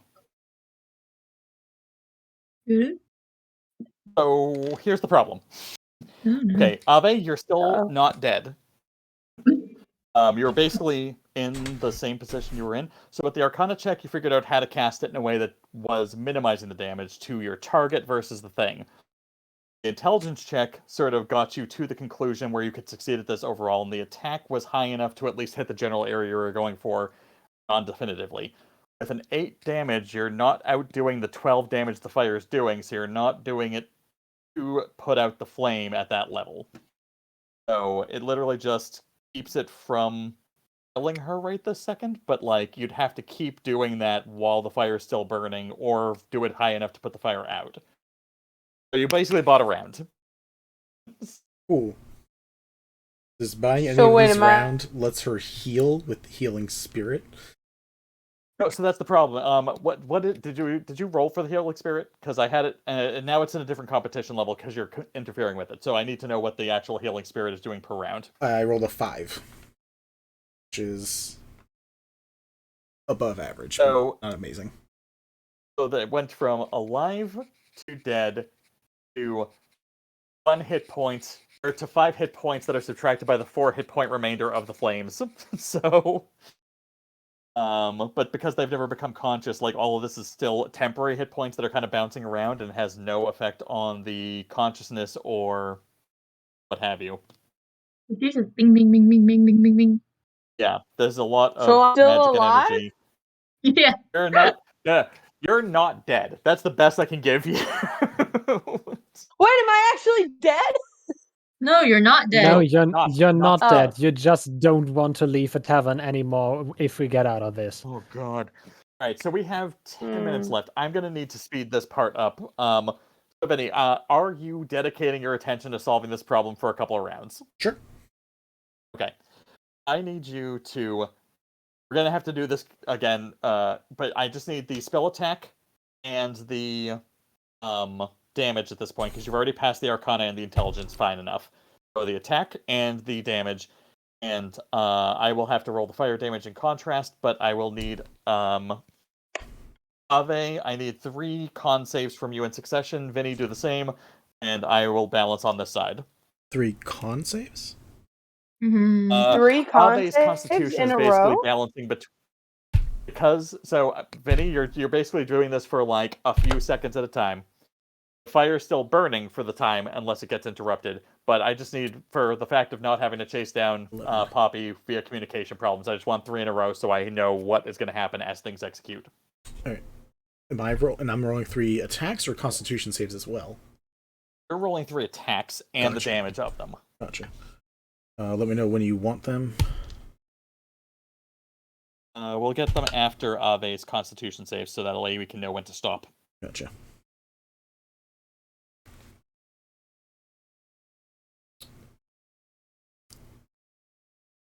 I will say, Ave, roll 3 con save, or roll 4 d20s and drop the lowest, because you did get a natural 20 on that first one.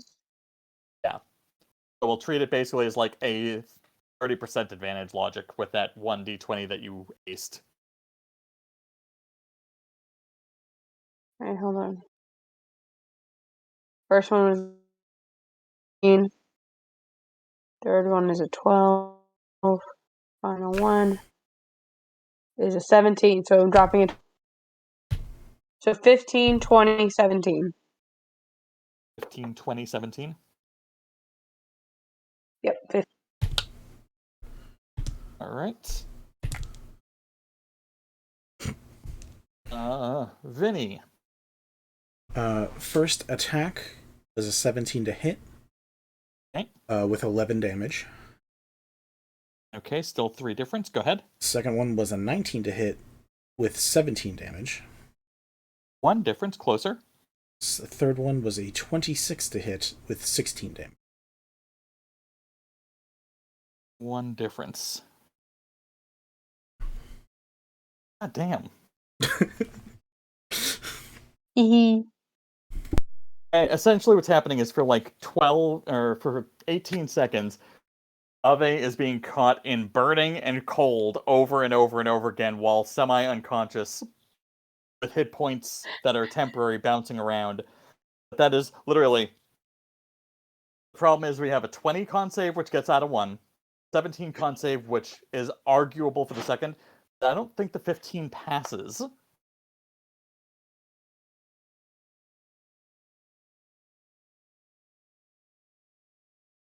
was a good run, though. Do it. I want to see what death is like in this game. He said it doesn't play like the normal rules. I want to know. Well, it doesn't play normal either for being on fire. You need something to be able to resurrect for it to work in the fun way. No, there's options. You're not done yet. But no. Yeah. I think with this, it is a close tie across the way. So with the first damage output, the fire won. The second damage output, you won, and the second damage output, you won. But that was a 1-point win on both, and the 3-point loss on one.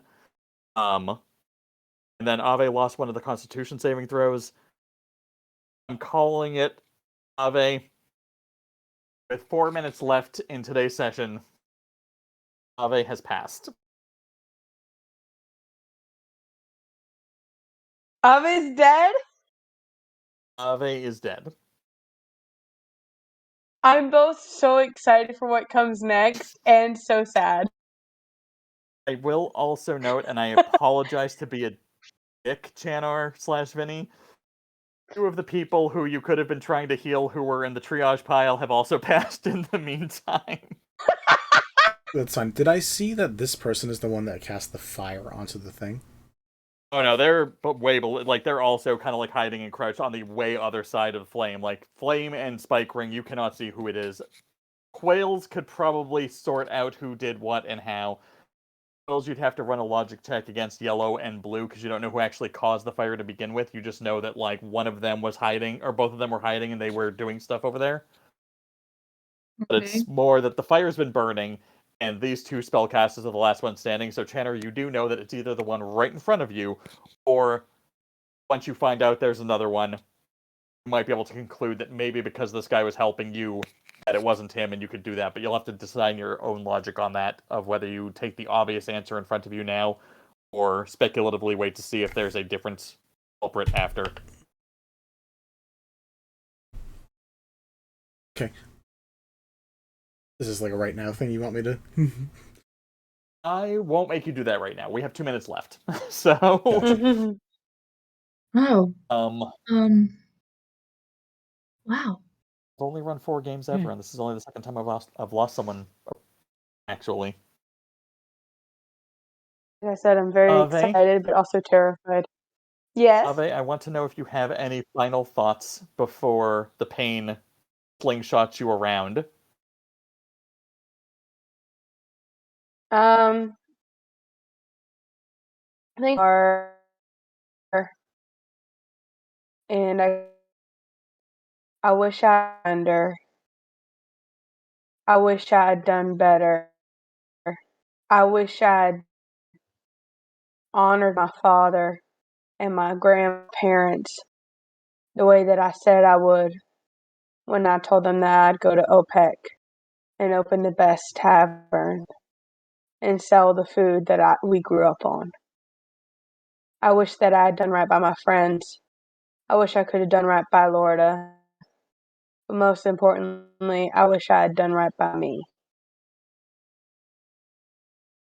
And maybe, and that's all that matters. And I think that's the moment that she kind of resigns herself.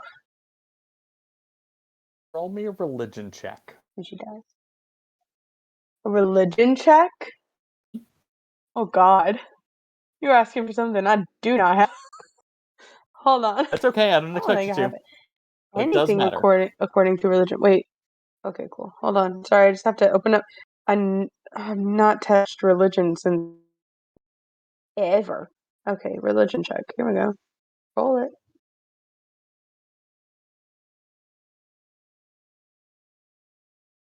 Come on. Roll.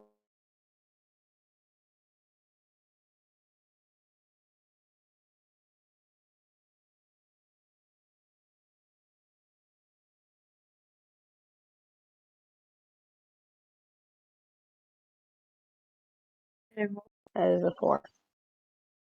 4. Yes. 4. 4. Okay.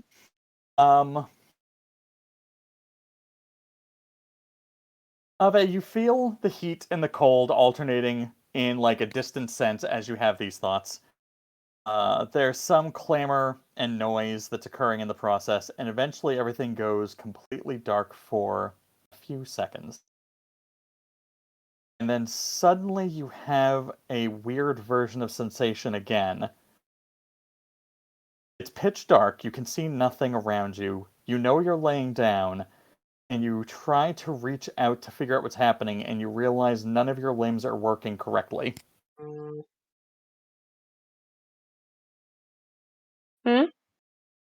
And my limbs aren't working? They're not working correctly. They're responding, but like as you're trying to like press against the thing, you realize you're like hitting it with your wrist. Like it's not quite doing what you want. Everything's a little bit. God, It's kind of like I'm a severe hangover. buried alive. Oh, it's so much weirder than you Okay. think. I'm so confused. Audience, thank you for watching the chaos that has been the last few hours. I hope you're all okay. If anyone needs thanks for watching, I guess. post-trauma talk down, you can find us in the common area of Records of the Realm. There's a Discord channel that I'm sure Vinny can tell us about the link to. If you want to kind of come and speculate or unpack what's going on at the moment, but you're not going to guess it. It's amazing. Anyway, the three of you who are still alive could definitely be here next week.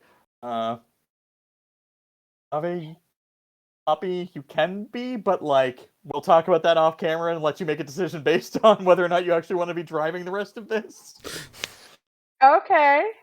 Anyway, thank you all for coming out to watch what I thought was going to be a fairly straightforward talk down of combat, which turned into a really chaotic and aggressive miscommunication pile with a lot of dead bodies and some really lucky shoves. Good times. Vinny, you can do your outro, whatever else you need to announce. I'm finished. Hey guys, just an FYI for the rest of this week, we don't have... Check on my phone. We don't have anything else going on this week. We have Sunday, we have Light Arc coming up again. That Monday, we also have Fire Arc Reheated taking back up. And then Wednesday, we have Blight of Opehc once more. And then Friday, we return with the Gentlefolk. There will also be us, or at least a couple of us will probably be at PAX East, so if you happen to be going to PAX East, let us know, because that's going to be up next week as well. Otherwise, we'll see you next time. Stay safe, stay respectful, and watch out for the Blight.